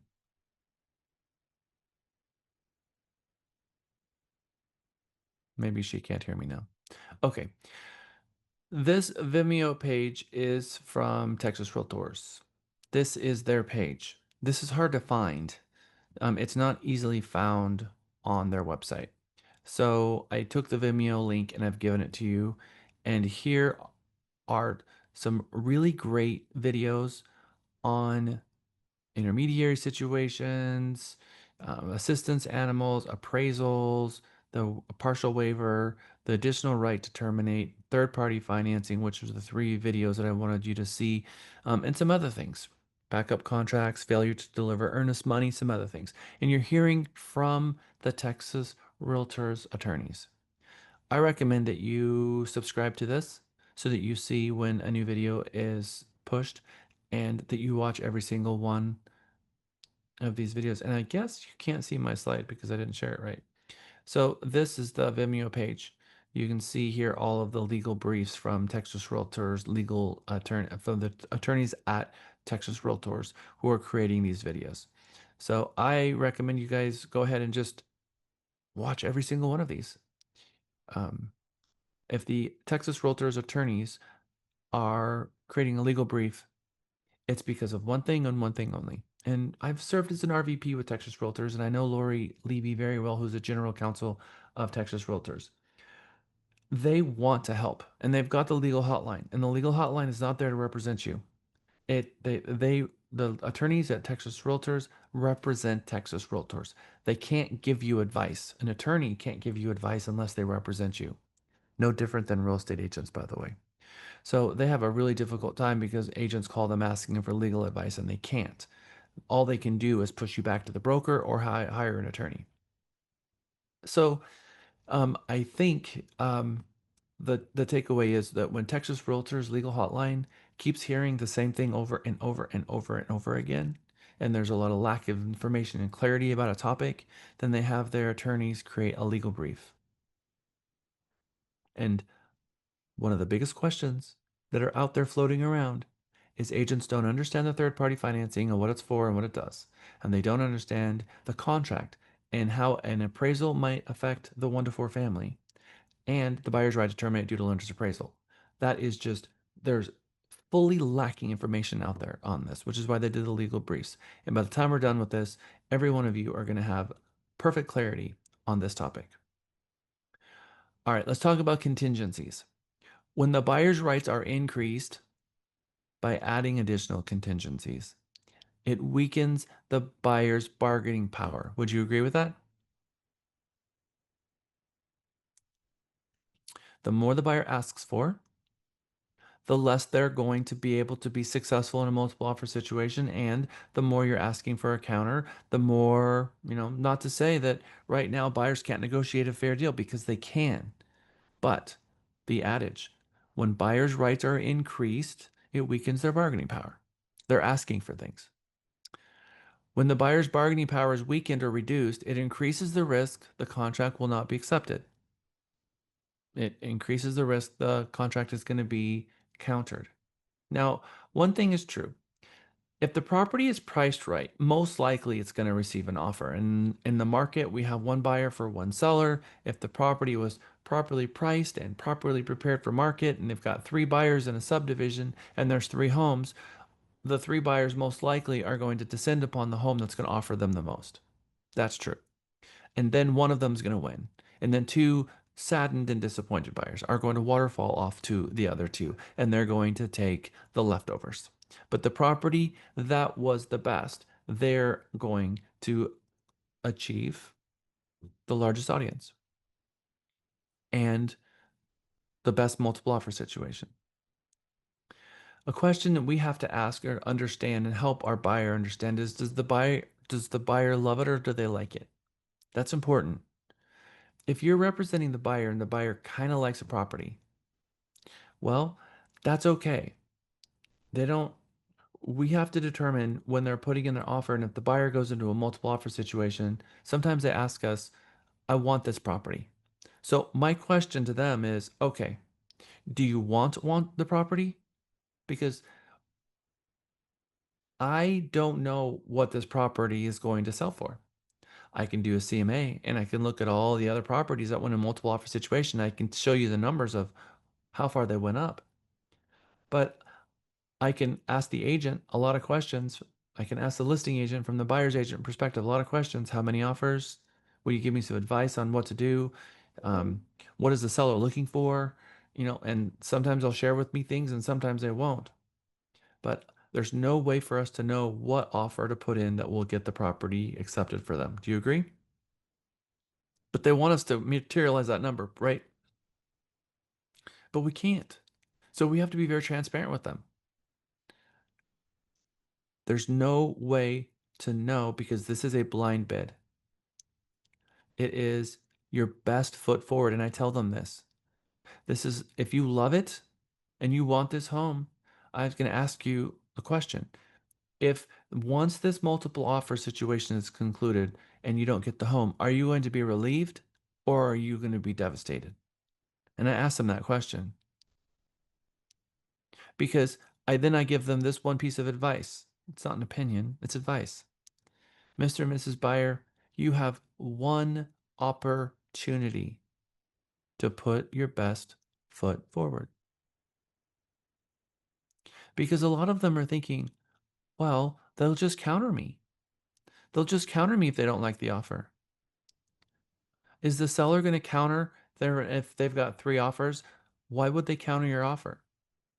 They're not. They're going to ask for final and best. And then they may counter some general terms, but you have one opportunity to get the seller's attention here. Do you like it or do you love it? If you love it, we need to get the seller's attention.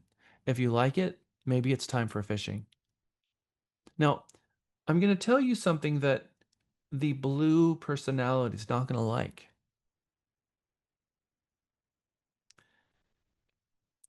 Maybe your primary home isn't as much of an investment as you think. Because maybe it's quality of life and it's safety and it's all the things. Because we don't put in level 3 hardwood floors in an investment property. We don't over and improve an investment property. It is an investment. So yes, I want you to be able to build equity and then be able to squeeze out all that equity and then put it into something else. But right now we're talking about your home, and your home is not necessarily quote unquote only an investment. If you want an investment property, I'll go show you one. Single story, 3 bedroom, 2 baths, all tile floor. 1,800 to 2,200 a month rent. That's an investment. I can realize your return on investment that way a million times. 3,200 square foot, 2-story home with granite countertops, hardwood floors everywhere, and 2,000 square feet of carpet upstairs. One tenant has devastated that investment. One bad tenant. Because your deposit is not going to replace all that carpet, not even a third of the carpet. So I think we need to make it clear to them what investment is and what investment's not. Because a blue personality, I don't like that. I don't like that at all. So, do you like it or do you love it? Now, a lot of the blue personalities are going to come to us and they're going to say, well, I'm happy with a fixer-upper. Um, or, I mean, and if the price is right, something new. And that's how they start their home search. No, but I got it. Got it. I know exactly how to approach this. And then I show them 10 homes that are fixer-upper and they hate them all. And I show them 3 homes that are completely ready to go. And next thing you know, we're bidding in a multiple offer situation on the nicest home in the subdivision. But they started off with a fixer upper. Because in the back of their mind, they're thinking, well, we can fix it up over time. But the reality of living in a home while you're trying to, flip it is the number one reason for divorce. I lived through a family who built a home that we were living in. My dad, for whatever reason, here's a do-it-yourselfer, true do-it-yourselfer. Came out of Vietnam, uh, became a sheriff, and he had spent his younger years in construction. We built our own deck. They built a no-bedroom cabin out in the woods with 5 kids. So we were the Swiss Family Robinson the first year, living out in the middle of nowhere. And there was an old trailer on the property where my brothers were sleeping, and there was tents, and we were going to all tent out on the property and have like a fun little summer camp as we built a home. And the next thing that comes from this is the Windsor Mystery House, Winchester Mystery House, if for those of you knowing what that reference is. And we built a 4,000 square foot home on top of this little no bedroom cabin. And the sheetrock dust and everything gets destroyed, and your clothes are continually contaminated with dust.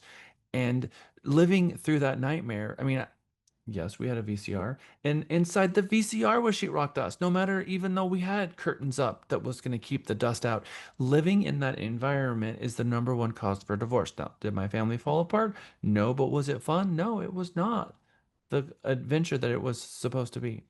And I've seen people who try to move in a home, and next thing you know, you're trying to put in floors.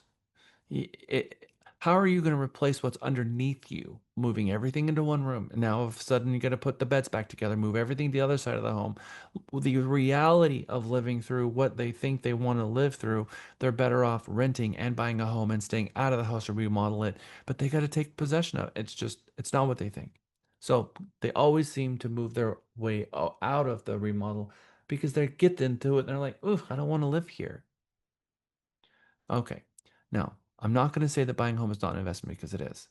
But the question is, do you like it or do you love it? And when they love it, then if they really love it, sometimes I've seen buyers who don't know that they're in a multiple offer situation that's real. They're questioning it. They really, really like it. They're emotionally attached to it, but they're holding steady because they think that their offer is going to be countered. And then it does not get countered. And they get notice they didn't get the home. And then they're like, gosh, I wish. So I would ask them, you know, never rush to make a decision, but once you make a decision, rush, and you have one opportunity to put your best foot forward here. Your certain clients we have are not going to be able to operate inside of a multiple offer situation because they simply don't have the cash. They don't have the cash to buy out the appraisal. So we also have to be cognizant of that. Now, we're not living in that world where everything is going to be in a multiple offer situation. Thank God, because it was difficult for all of us. It was. The Code of Ethics says that we have to have authorization from our client to disclose the existence of offers. You must disclose if the property has gone pending. So there's a difference between having a contract on the property, meaning that two parties have agreed and now it's under contract, versus having offers. Why do you think the law and the Code of Ethics state that you must have authorization from your client to disclose whether or not you have multiple offer situation?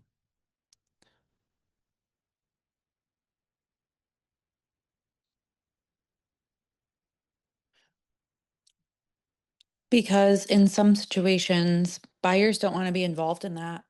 So they'll leave the situation or not submit an offer, and you're making that decision for your client where they may not want to disclose that at all and get those other offers in. I like that, Jennifer, because that is one of the two big ones that you could have buyers, and I've heard this so many times over the years. In fact, between 2010 and 2015, I heard it so much time that it was like the one thing that made me cringe when a buyer would say, I'm not getting into a multiple offer situation over a house. It's like, ugh, you don't have to. Don't tell me that. You don't have to get into a multiple offer situation. If you find out, you can just go somewhere else. But they were just really angry about multiple offer situations. And then 2 years later, everyone lost their minds and gave away their bank accounts in them. It's just crazy. But you're right, because the seller is the one who gets to make that decision. And if you let everybody know that they're in a multiple offer situation, some people might just say, I'm out. And now it starts toppling under its own weight. That's one of them. What is another one that might even be more important than that, even though that's huge? Well, we're agents. We're not acting on our own behalf, so we need to get permission from the person we serve. Yes, that's true. Yes, Andy, that's true. We Is are. it to avoid misrepresentation at that point? Well, that's pretty close to what Andy said, but yes, 100%. Try not to mislead. Let's just let's put ourselves in the seller's shoes for a moment. Um, and you got two offers. What happens? Are all the offers going to be really, really good? No, they're not going to all be really, really good. That's most of the time. The offers, we can't guarantee that all the offers are going to be great. So, regardless if an offer is good or bad, are we required to pitch that to our client and just and present it? No matter how ridiculous. $1.50 on a napkin, we have to present it. We have Yep, to. we have to disclose all offers. That's right. So what happens if you have a really, really good offer and a really, really bad offer, and we tell both of them we're in a multiple offer situation, the really, really good buyer, really, really good offer says, okay, we're out. What have you just done? Injured your In a way, client. really, yeah, you've injured your client. Yeah, you just scared off the good buyer. So TREC's, that's TREC's rationale. The TREC says, no, you don't get to make that decision because you can scare off the very best buyer, and then you've done that on behalf of your client. So we don't get to make those kind of decisions. That's the one big one. I love what Jennifer said because it's absolutely right. I also want to focus on that because you can scare, because she took it from the buyer side. The buyer could be like, peace out, I'm out. I don't want to be in a multiple offer situation. That's true. So looking at it from the buyer side, but when we look at it specifically from the seller side, we're going to add that little layer that you can scare off your best offer and you're left with this miserable offer, harming your client. So what Jeff said was absolutely right. What Andy you said was absolutely right. And what Jennifer said was absolutely right. You're all coming at it from a different angle, but from the seller's perspective, if we scare off the very best offer, we're left with nothing, and we're in a market where we're expecting one buyer and one seller. In a multiple offer situation, we might get multiple people coming into this multiple offer situation, and we expect to have one left. And if we scared off the best one, well, then we have really hurt our seller. So how do we make sure that we don't do that? And the inherent problem with a multiple offer situation is that you're going to have an appraisal crisis. There should be no expectation that the property appraise if you have buyers willingly bidding over list price, unless you have a situation where they've purposely priced this property for auction.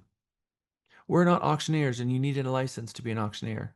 If an agent purposely and the seller come together to create a bidding crisis, the a $50,000 or $100,000 opening bid kind of situation, you can get yourself in trouble for doing an auction without a license. We should be trying to figure out what will this property appraise for, and really do a good job in preparing it for market so it looks and feels the best, so that it gets emotional reaction and people bid on that one. That's what we're trying to create. But if it needs to be power washed and the carpets are a little bit dirty and it needs to be painted and there's just it's a really nice home, but I'm gonna have to do some stuff before I move in.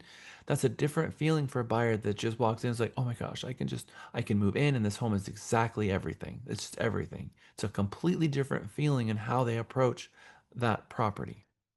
That is what creates people. That's what creates the multiple offer situation. And it's what has people bidding over asking price. And if the seller did purposefully price it for what they thought it would appraise for, and the buyer went $10,000 over, then the seller should, in my opinion, stand behind their list price. We believed it was going to praise for this, but you've bid $10,000 over. So are you willing to bring $10,000 to the table in the event it doesn't appraise? Because you're bidding it over. Or are you just going to 3 weeks from now, when the appraisal comes out, try to beat us up and come back down $10,000 because you and your agent think it should have been priced for more? Are you trying to correct the market because you think we underpriced the home and you think it's going to appraise? Or do you agree with us that this price here is what it's going to appraise for, and you're willing to bring $10,000 to the table? Can you see how important those questions and that conversation take place? Because how do we know from the listing side that the buyer doesn't think that we're wrong and they're correcting our price, thinking, yeah, I think it'll probably appraise for that. But if it doesn't, we can get out. You think that the seller and the listing agent might want to know that piece of information? They have no reason to disclose that to us. Well, yeah, we think it's going to appraise, and if it doesn't, we're going to try to get out of the contract. So we're going to have that dialogue. Well, the seller really believes in the list price. We think it's going to appraise for that, but you're willingly bidding over asking. So are you willing to bring money to the table in the event it doesn't appraise for 10,000? That's the conversation that we're going to have. We're going to answer this question. We're going to do a break, and then we're going to come back. How many times does the word appraisal appear in our 1-to-4 family contract? Effectively none. Now, it is in there twice. It's first in paragraph 12A 2, which is settlement and other expenses, saying that one of the closing costs paid on behalf of the seller can be reimbursed by the buyer. No, other way, yeah. The seller's um, the buyer can ask the seller to pay for some of the buyer's closing costs, and in 12A, it talks about what the closing costs will be credited to, and one of those things is reimbursement of the appraisal and closing costs. Nothing to do with the actual appraisal, just the appraisal fee, and it can be reimbursed. And then second in paragraph 22, where it talks about agreement of the parties, adding the addendum concerning right to terminate due to lender's appraisal to the contract, which means your entire 1 to 4 family contract has absolutely no protections for an appraisal in it whatsoever, not from paragraph 1 all the way through paragraph 23. There's not a single protection in that contract for an appraisal to a buyer, not in a cash transaction, not in a conventional transaction, not in an FHA, and not in a VA. There is no protections in the 1 to 4 family regarding appraisal at all. Period. If the buyer wants protections of appraisal, meaning the right to back out and get their earnest money back if it doesn't appraise, they must use an addendum. We have the third party financing, which does a really good job protecting the buyer in the situation of a FHA and VA, which puts the federal law language in there. Now, again, if they don't use the addenda, we still have federal law, but there's no language in the contract stating that you still have federal law, which is why we must use a third party financing addendum for FHA and VA so that everyone agrees on that language. But suffice it to say, if you have a conventional loan, there's where the rub is. If the property doesn't appraise in a conventional loan, there is no protections at all in the third party financing or the contract for that buyer. How many times have you done a conventional loan and you've only had the 1 to 4 family and you've only had the third party financing? Your client was completely exposed. So that's why we have the form, buyer's right to terminate due to lender's appraisal. That form is for a conventional buyer, either to waive their right because they brought $10,000 to the table and they want to agree to close no matter what happens to the appraisal, or they want that additional right to terminate. That form is for them. Now, that form on the top of it says you have to have a third party financing addendum attached to the contract, and it must be conventional. The only way you can use that form. So, what happens for a cash buyer? Are there any protections at all, ever, for a cash buyer for an appraisal if it doesn't appraise? Only in that other form that you were talking about earlier. No, no forms for a cash buyer. None. Because the addendum, the right to terminate due to lender's appraisal, first of all, lender's appraisal, there is no lender, there is no form because the form has to be a conventional loan. There are no protections. Zero, none, nada, nada uno, zip for a cash buyer.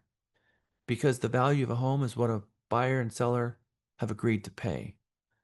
So if you have a cash buyer, that cash buyer better have a good understanding of what it is that they're buying. And if they really, really, really, really want an appraisal, they can order one and it has no effect on the contract. And you as an agent do not get to write any language in paragraph 11 special provisions creating an appraisal contingency because that is acting as an attorney.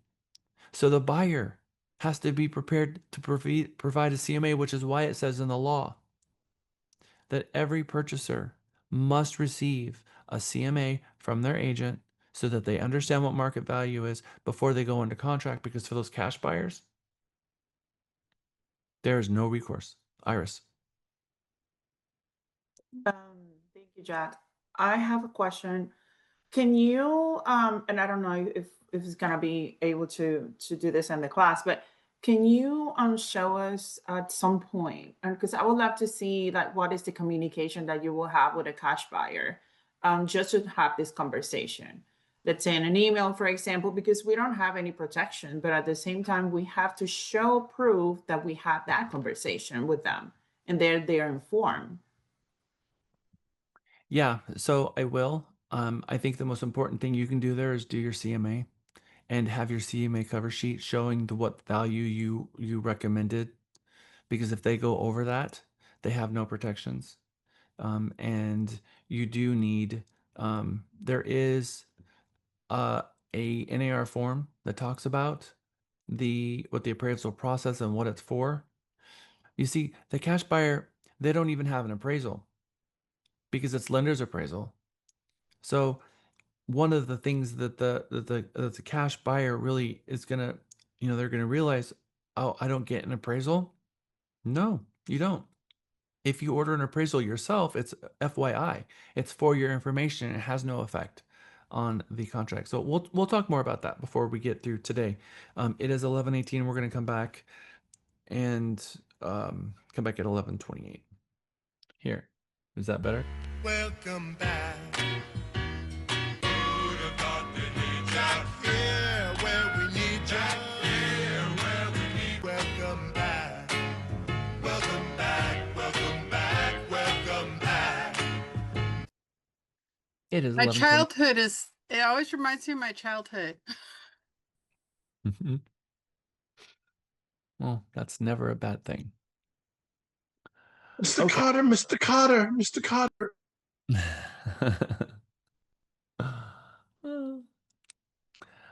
All right, we're all headed back from lunch, or back from our quick break. I see a couple of people who have not yet got their video on, so please, if you are here for credit, we need to see your beautiful smiling face. All right, cash versus financing. We're going to start that conversation over the next couple of slides. We're going to go through the third-party financing. We're going to take a look at the buyer's right to terminate due to lender's appraisal. We're going to go through each one of those line by line, and we're going to explain how it works and why it works the way it works. The reason that the contract 1 to 4 family has no protections over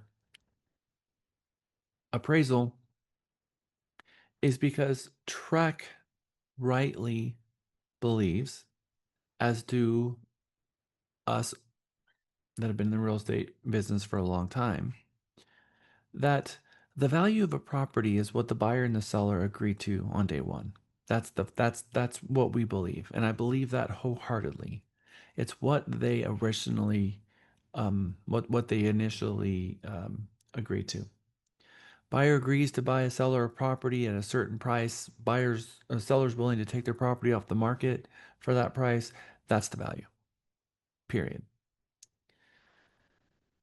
Now, for those people who don't have the cash, they don't have the ability to buy, and they can only buy under very certain circumstances, they're going to ask the seller for their help.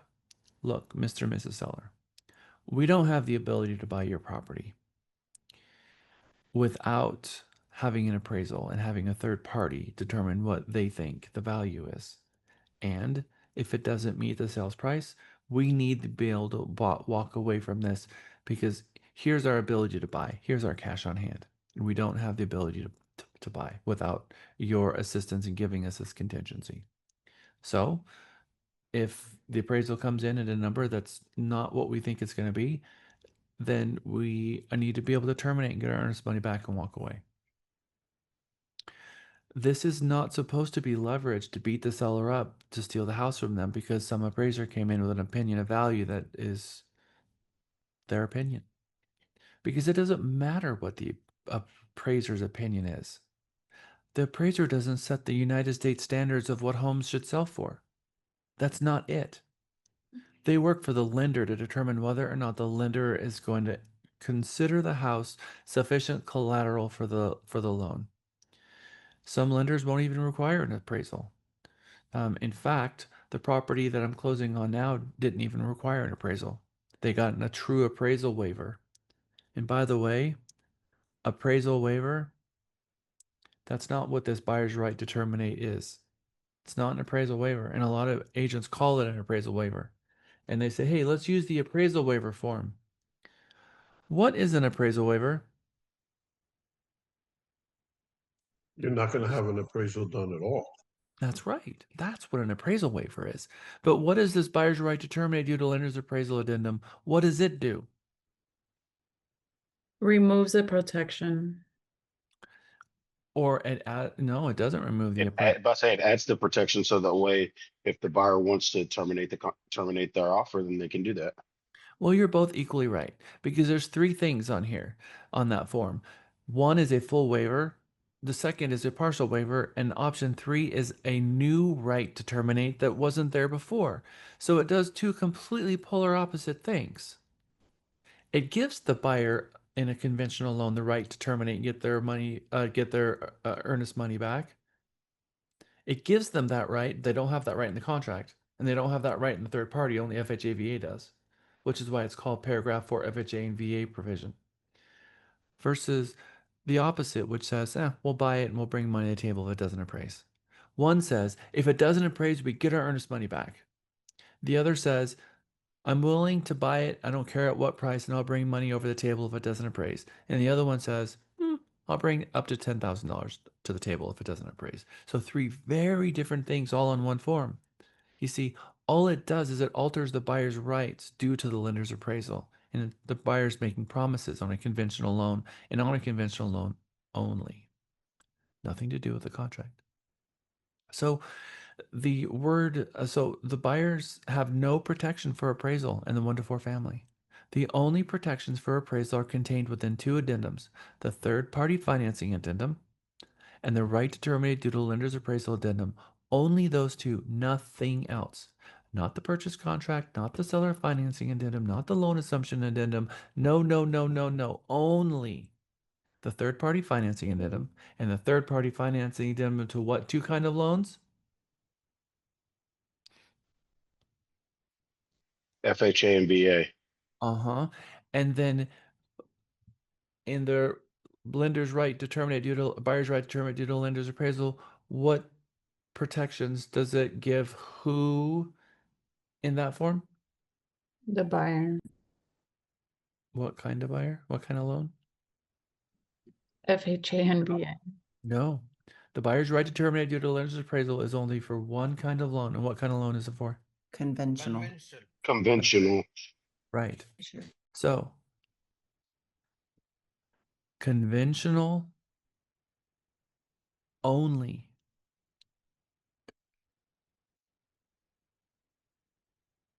FHA, VA only. It gives protections only. So the third-party financing is the only protection for an FHA, VA. And the buyer's right to terminate due to lender's appraisal is the only protection for your conventional buyer. Now, FHA and VA is federal law. So that is coming from federal law, which is why we use the addendum. But what's important here is that there is no protection for a cash or conventional buyer anywhere unless this form is used. And Miguel's our compliance officer here, and I ask him how often this form is used, and it's very seldom.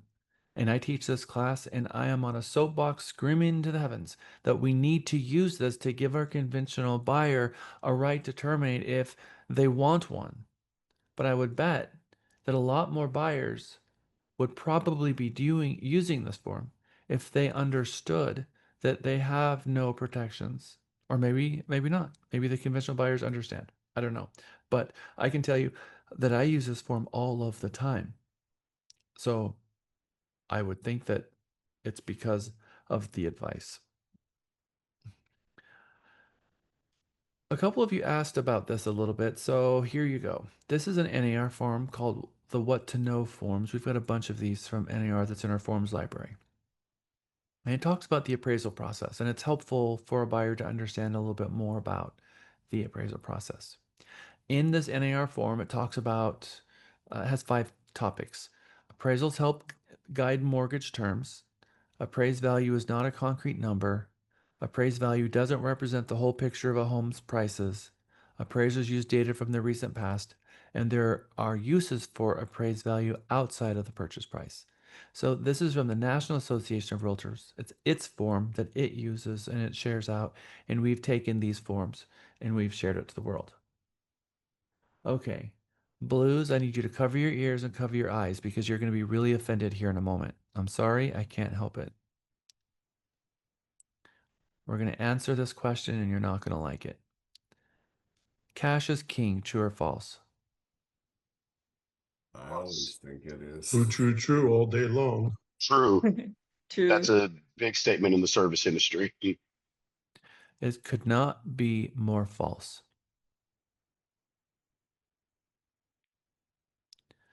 Tell me, who is on one half of the transactions all the time? Sellers? Are sellers always on one half of the transaction? Yes. Okay, so you're telling me that a seller's more than happy to take 180 for their home on conventional. They'll take that all day long and they don't want the 205 offer that's conventional?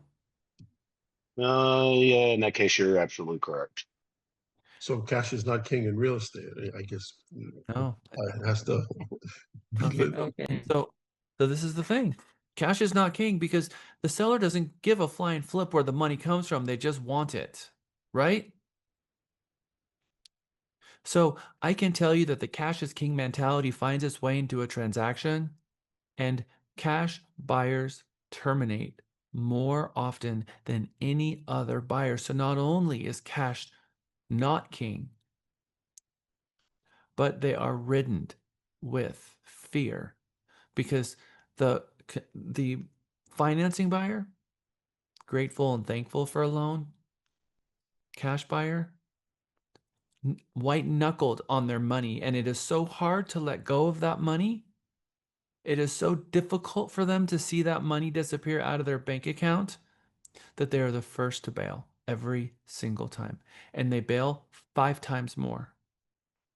5 times more chance. 500% greater risk when a cash buyer shows up in your transaction that they're going to bail than a financing offer. Now, there are some advantages to a cash offer, but the mentality that the buyer brings to a transaction when they're cash is always win-lose. They want to win, they want everyone else to lose, but in a financing offer, it's a completely different mentality that the buyer shows up. And I've seen it over and over and over again. And I came up with this philosophy after 20 years of just watching people and their behavior in a transaction. Now, an appraisal is not required in a cash sale. It's not required at all because the only person that requires an appraisal in a transaction is the lender. So the value of a cash offer or the value of a property that's not encumbered by an appraisal, the value of it is it can close faster. It can close in 5 days. As fast as you can pull title on a property, which is I've closed a cash transaction in 5 days before. It's not contingent, meaning that the buyer doesn't have all these rights to get out.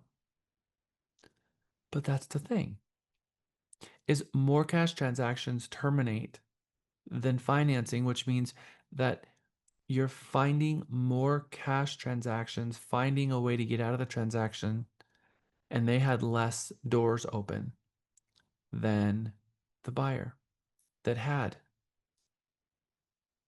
a financing.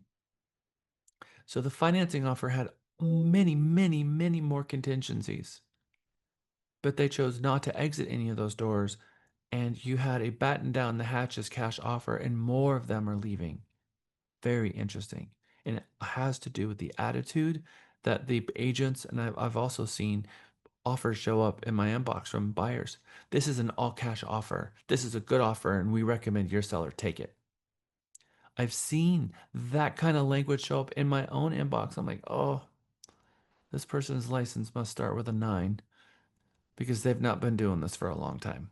Because I have to forward this to my seller. And my seller's not going to like this.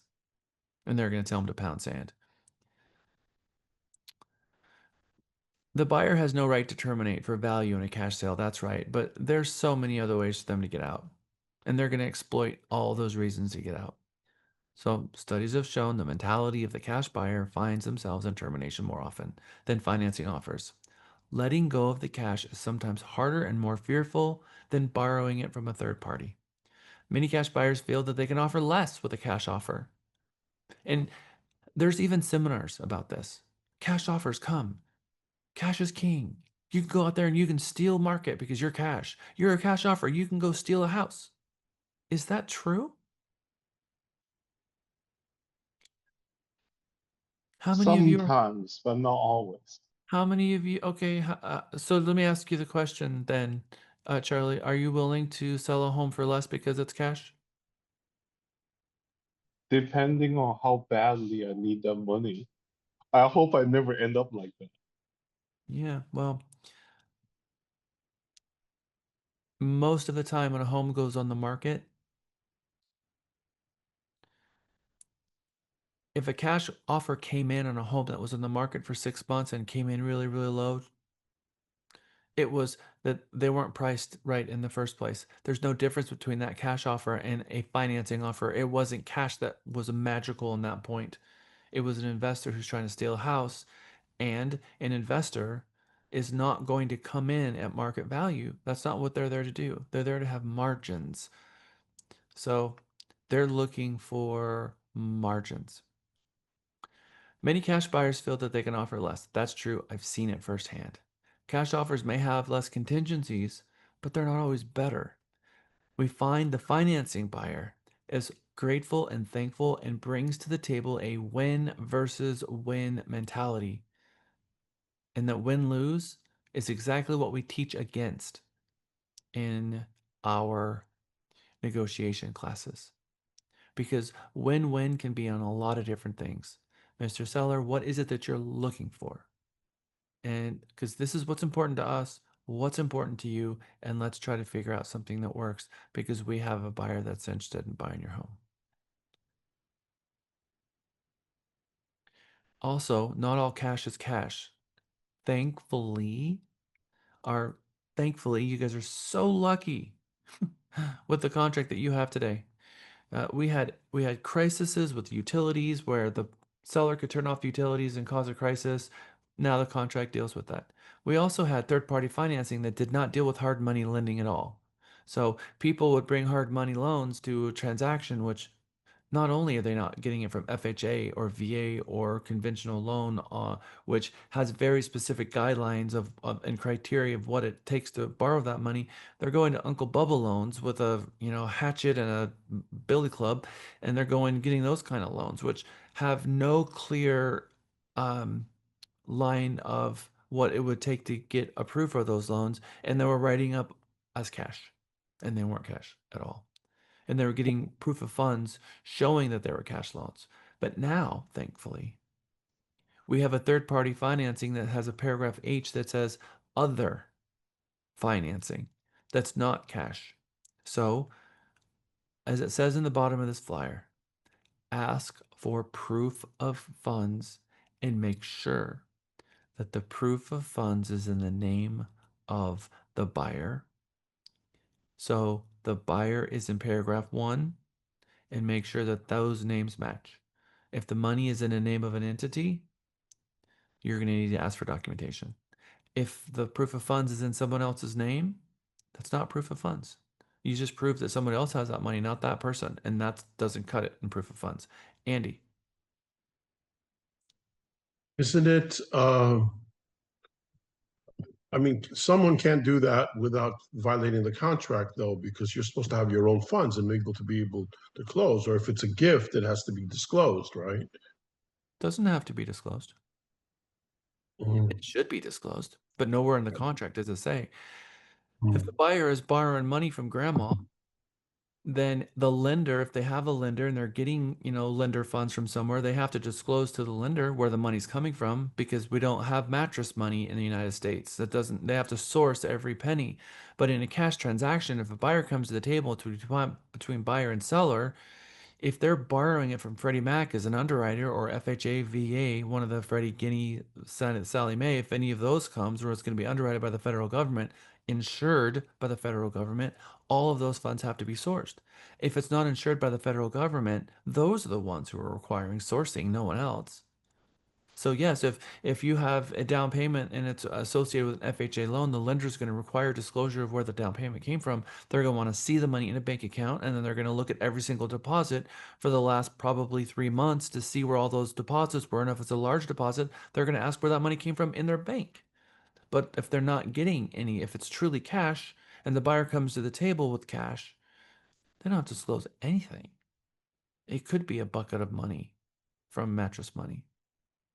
So it's the real estate agent, listing agent's job to source what it says in paragraph 3A. What's 3A, guys?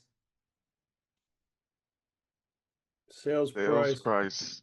Oh, cash. Sales price cash 3A. Yes, exactly right. Thank you, Corby. Paragraph 3 is sales price. Paragraph 3A is the cash portion, down payment.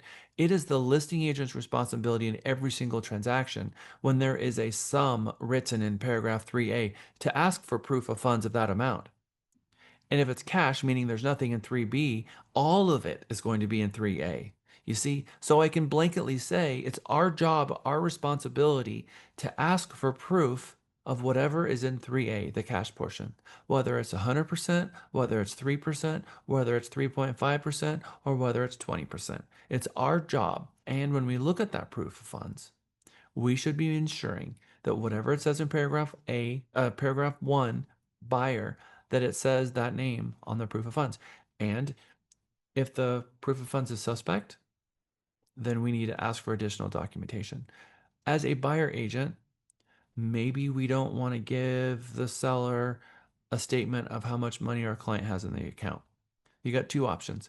You can ask for a bank draft letter of funds availability, meaning you go to the personal banker and ask for a funds availability that says the buyer has a sum in excess or equal to the amount offered in the contract of 350,000, so that someone can call that bank and ask for that personal banker and they can verify that the funds are there enough, yes, but doesn't tell them how much is in the bank. That's the correct way to handle proof of funds, in my opinion. But a lot of agents will say, just show me a screenshot of what's in your bank. And they'll move things around so that they'll have an amount that equals that in their accounts so they can show just that amount because they don't want to show 4 times, 5 times amount. It's no one's business how much money they have in the bank. Sometimes they'll open a special account for it. You can arrive at the same thing for asking for a proof of funds letter from a personal banker. Andy. Just very quick, Jack, from your deep experience, what percentage of all the contracts that you've done, sir, have been cash? 15 to 20%.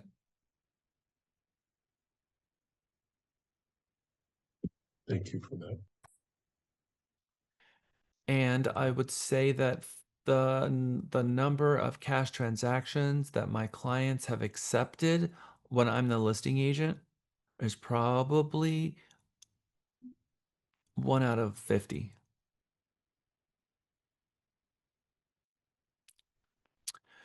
So this paragraph G in our third-party financing is other financing.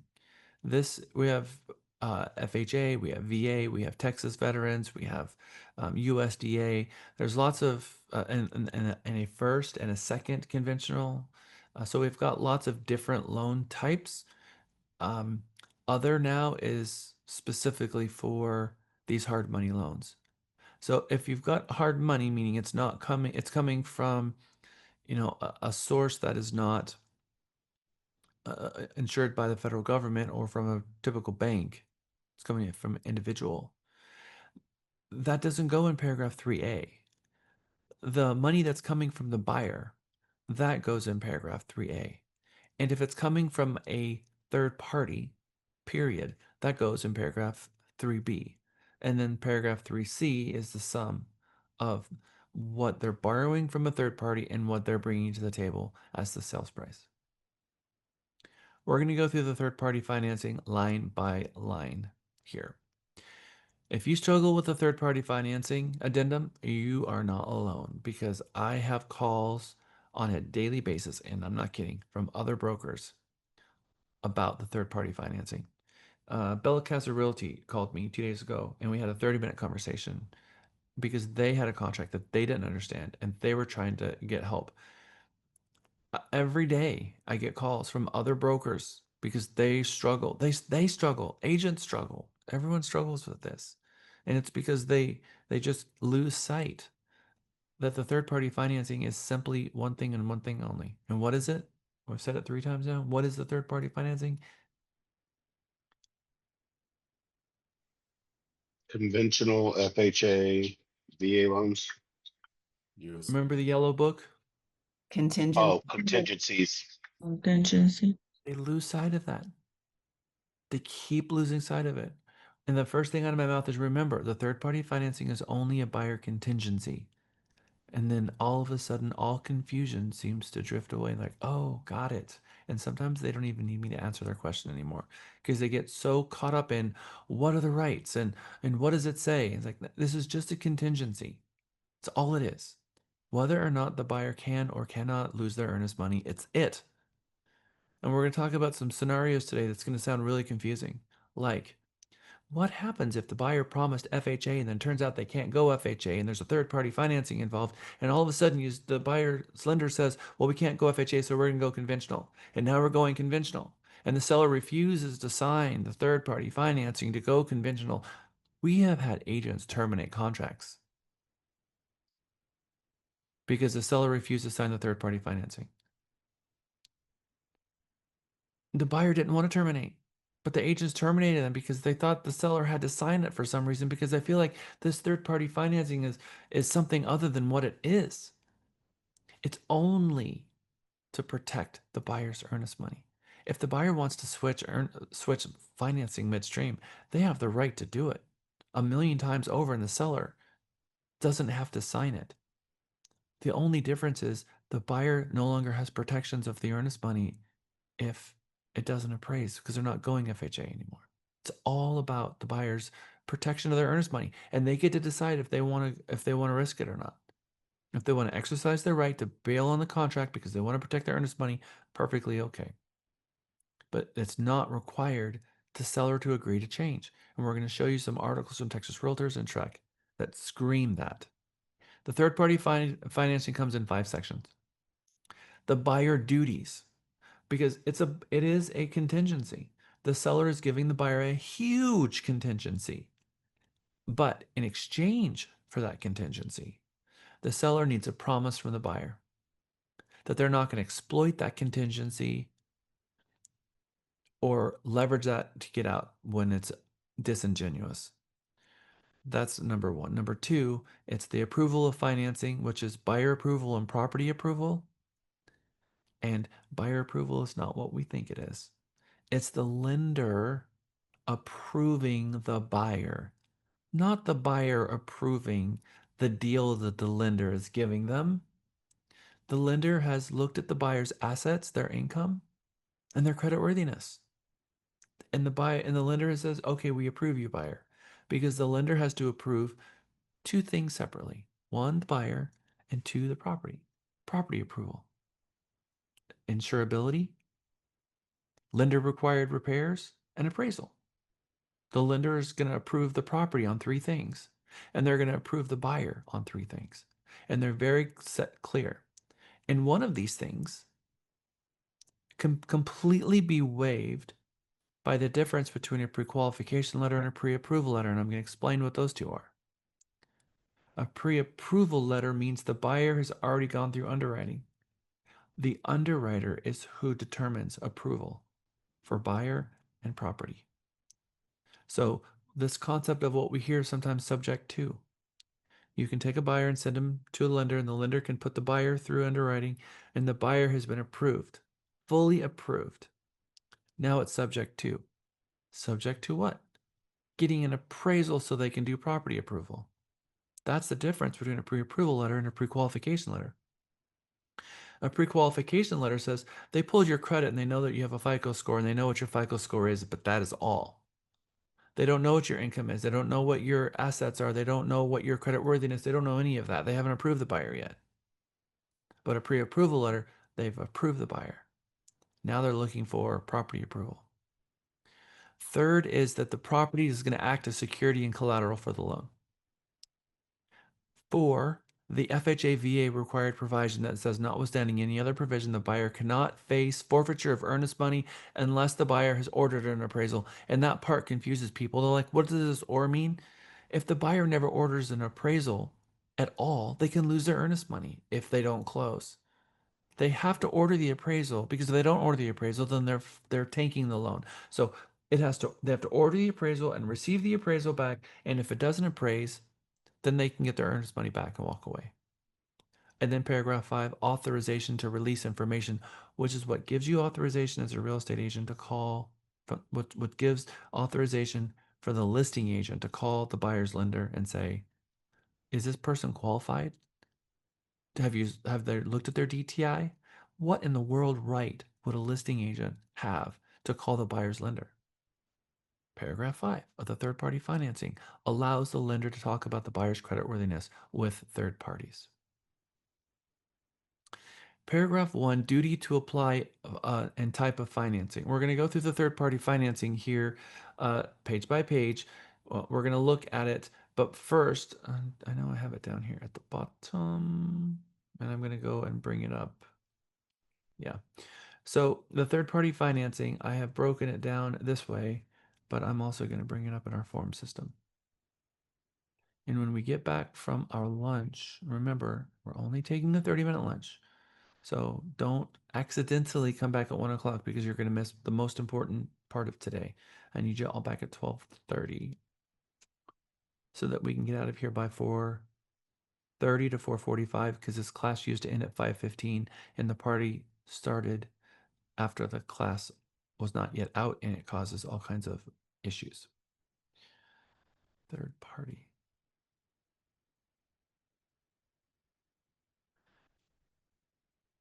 Okay, here we go.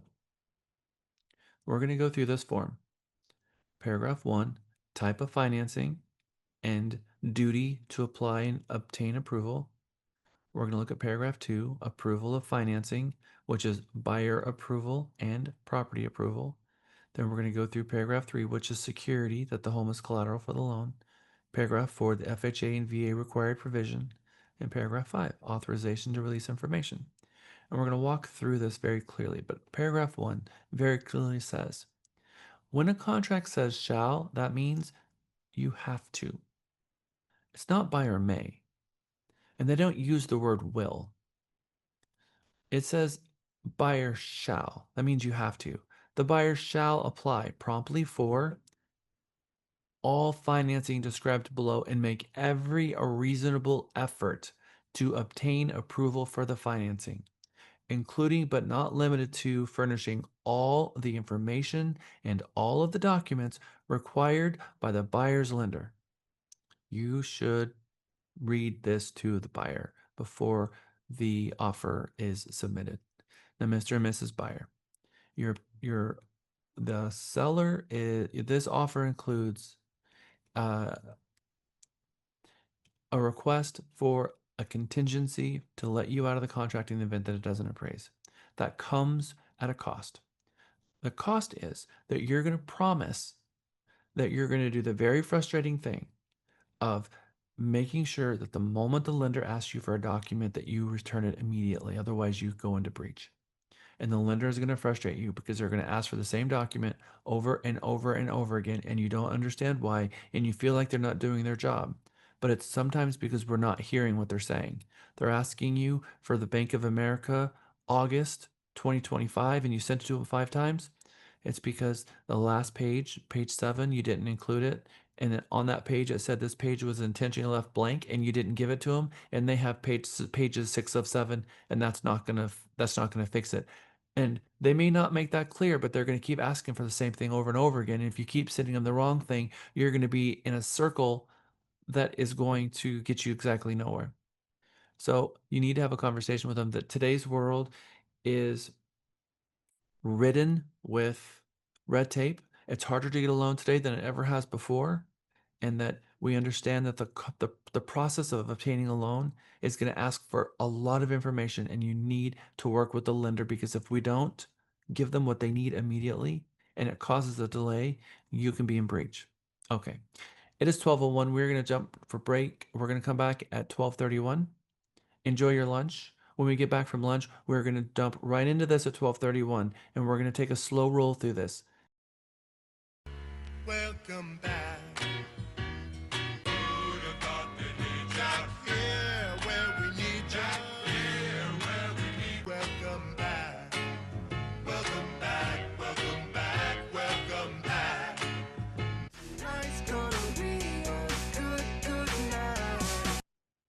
Yes, it is. Okay, welcome back, everyone. It is 12:31, just exactly on time.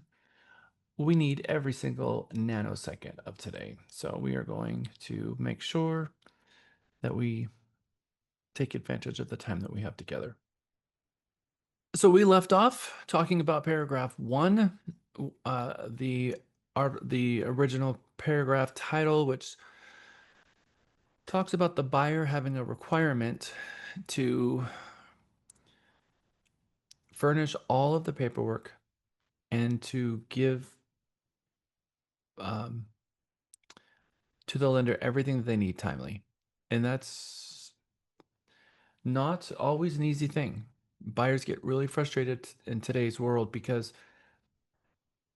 lenders are asking for a lot of documentation, and there's a disconnect between a lot of lenders' processor and the lender themselves. So the face of the loan officer that you typically work with is not usually the person who's working with the buyer. The person who's usually working with your buyer is one of their processors, and they're a documentation collection person. Not all lenders are doing the doc collection. In fact, most of them don't want that because they're salespersons as well. And the more they're doing document collection, the less they're having lunch with real estate agents, the less they're go out having events with real estate agents, because just like you, they're trying to go out there and prospect, and they must prospect. And if they are doing the I's dotting and the T crossing of the actual loan itself, they're never going to be able to do their job. So they're going to have a processor, and that processor's job is to communicate with your client. And a lender is only as good as their team. And I have really good lenders who have really bad processors. And sometimes they don't want to listen to us because they like their processor, but none of their people like their processor. There's a lender that we all know very well, and I don't use that lender anymore because they hired a processor that was their friend. And I got a complaint from every single one of my clients from that point forward, and they did not want to listen. I provided the feedback. Unfortunately, I had to change lenders because the processor was not good.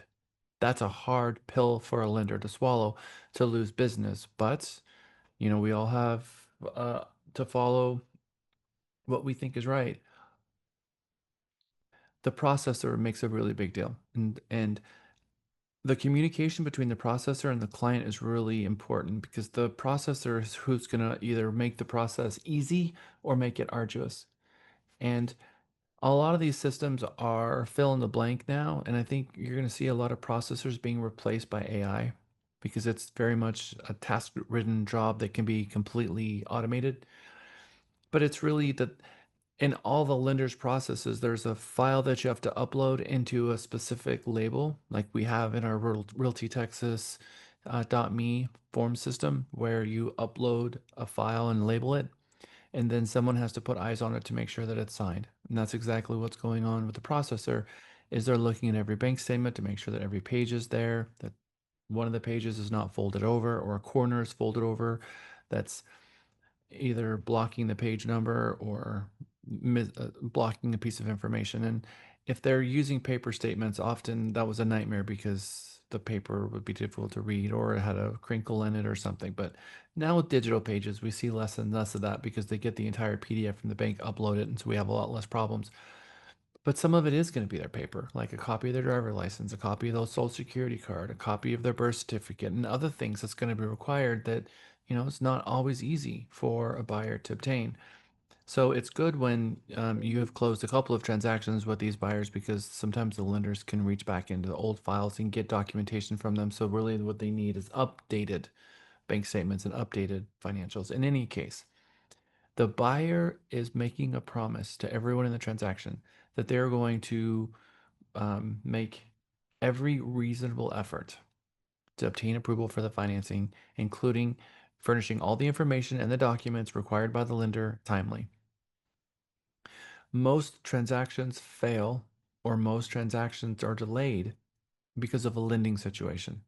And it's usually delayed not because of the lender, but because the borrower has not provided the lender with the sufficient documents that they need. And that's a good service that us real estate agents can help with, is calling the lender on a weekly basis and asking them, hey, are you missing anything? Is there anything from the borrower you need? Can I help you with anything? And sometimes they'll say, yeah, we've been asking for X, Y, and Z for the last couple of weeks and we haven't received it. That's dangerous. If there's been a couple of weeks where they're missing information, they cannot submit it to underwriting until they have a complete file. They have to have a complete file before they submit to underwriting.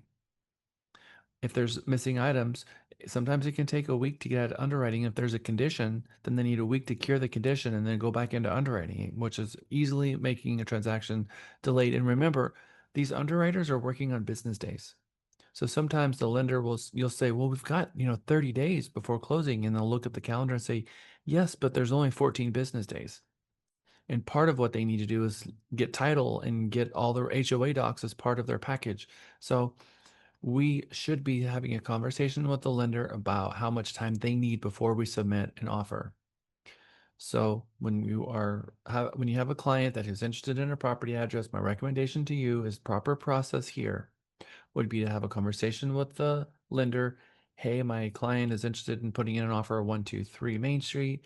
Can you please get them a payment quote and an updated pre-qualification letter that has his property address on it, and asking the lender for a pre-qualification letter update so that you can send that pre-qualification letter and ask the lender to call the listing agent and have a conversation with them so they can pitch the offer and the credit worthiness of the buyer to the listing agent, not the other way around. Not the listing agent trying to get a hold of the lender, but the other way around. The lender calling the listing agent. Hey, we're putting in an offer. I want to let you know these people are A plus solid. Makes a huge difference. Okay, paragraph 1, we know a little bit about what's going on there. The buyer made a promise because the seller has granted the buyer this huge right of having a contingency and being able to get out. Now we've got paragraphs A through G here. Conventional loan has a first and second often. A second is a second lien. We don't see a lot of second liens anymore. Second liens usually have a higher interest rate, but we have what's called an 80-15-5 loan. And there's a lot of variations of that, but that would be a 15%, a 5% down payment, and an 85% first and a 15% second. And the goal here is that the sum of the second and the down payment equals 20%. So they have taken out a loan for 80%, and now they're going to try their best to pay off the 15% loan as fast as possible because they put 5% down, took out a second for 15%. It's going to have a little bit higher interest rate, but it gets them to that 80% loan to value much quicker. So it helps them get rid of mortgage insurance, which could be very expensive and costly. We kind of got rid of that for a while because the rates were so low that it actually didn't matter, but it was less about rates and it was more about the speed in which properties were appreciating. When properties are appreciating, 12, 15% a year, then, within 24 months, 36 months, they've actually got their 20% loan to value because it was offset by their down payment. But in when we're back to 1% or 2% appreciation a month or less, then it can take longer to get to 20%. Still 30%, 36 months might get there, but I think we're going to see a slower appreciation in terms of prices going up, and that's not a bad thing. I think we're going to see prices remain the same. So if that's the case, it can be longer to get that 20%, and buyers would be smart to do 80, 15, 5. Again, they're going to get an 80% first, a 15% second, and put 5% down so they can pay off the second and be left with no mortgage insurance. Because if there's 20% loan to value or 80% loan to value, they won't have mortgage insurance. We also have Texas veteran loans and FHA insured loans, VA guaranteed financing, USDA guaranteed financing, reverse mortgage financing, and other financing. I teach SRES, which is the senior real estate designation. We talk about reverse mortgages. You can purchase a home with reverse mortgage financing. It's very cool. There's a lot of incredible options for the reverse mortgages. Does anybody know the difference between Texas veteran loan and the VA guaranteed financing?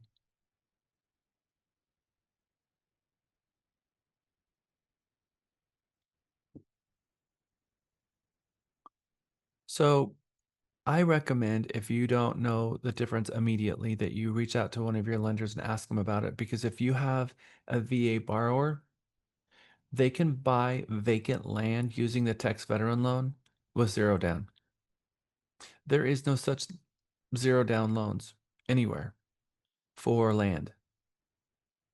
So a veteran has access to a state program run by the Texas Veteran Land Board.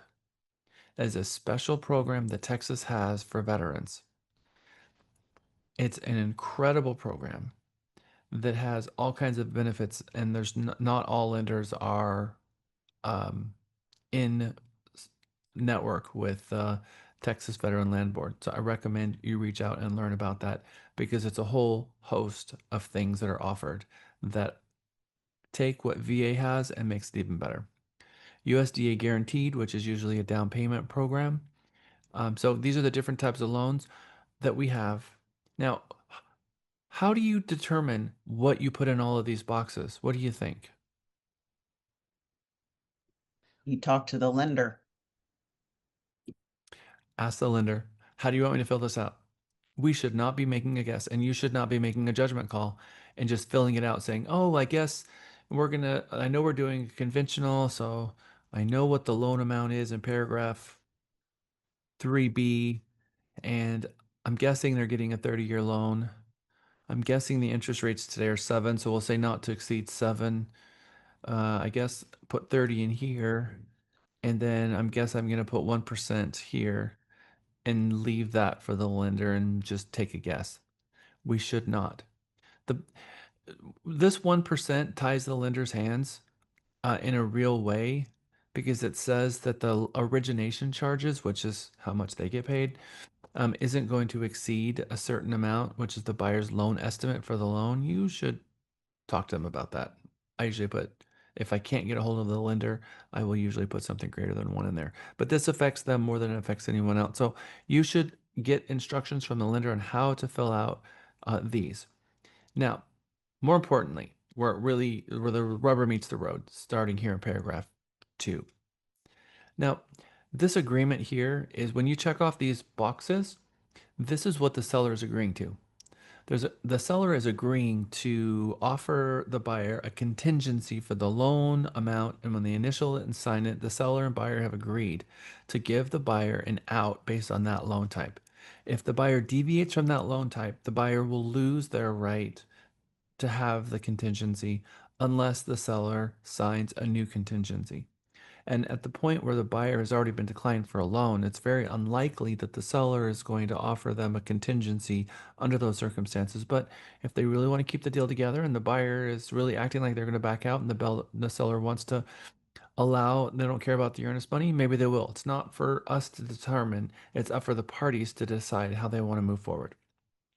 Paragraph 2 talks about this idea of approval for financing, because this is what the seller and buyer is agreeing to. Approval for the financing described above, FHA, conventional, approval for the financing described above will be deemed to have been obtained when a buyer approval and property approval are obtained. So it's very clear. That sentence says it.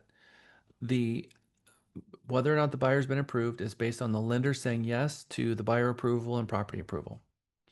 It says time of the essence is for this paragraph in strict compliance with the time for performance is required. Do you remember what we said about that sentence in the 1 to 4 family contract? Under paragraph 5. That it only existed in paragraph 5. Exactly right, Jeff.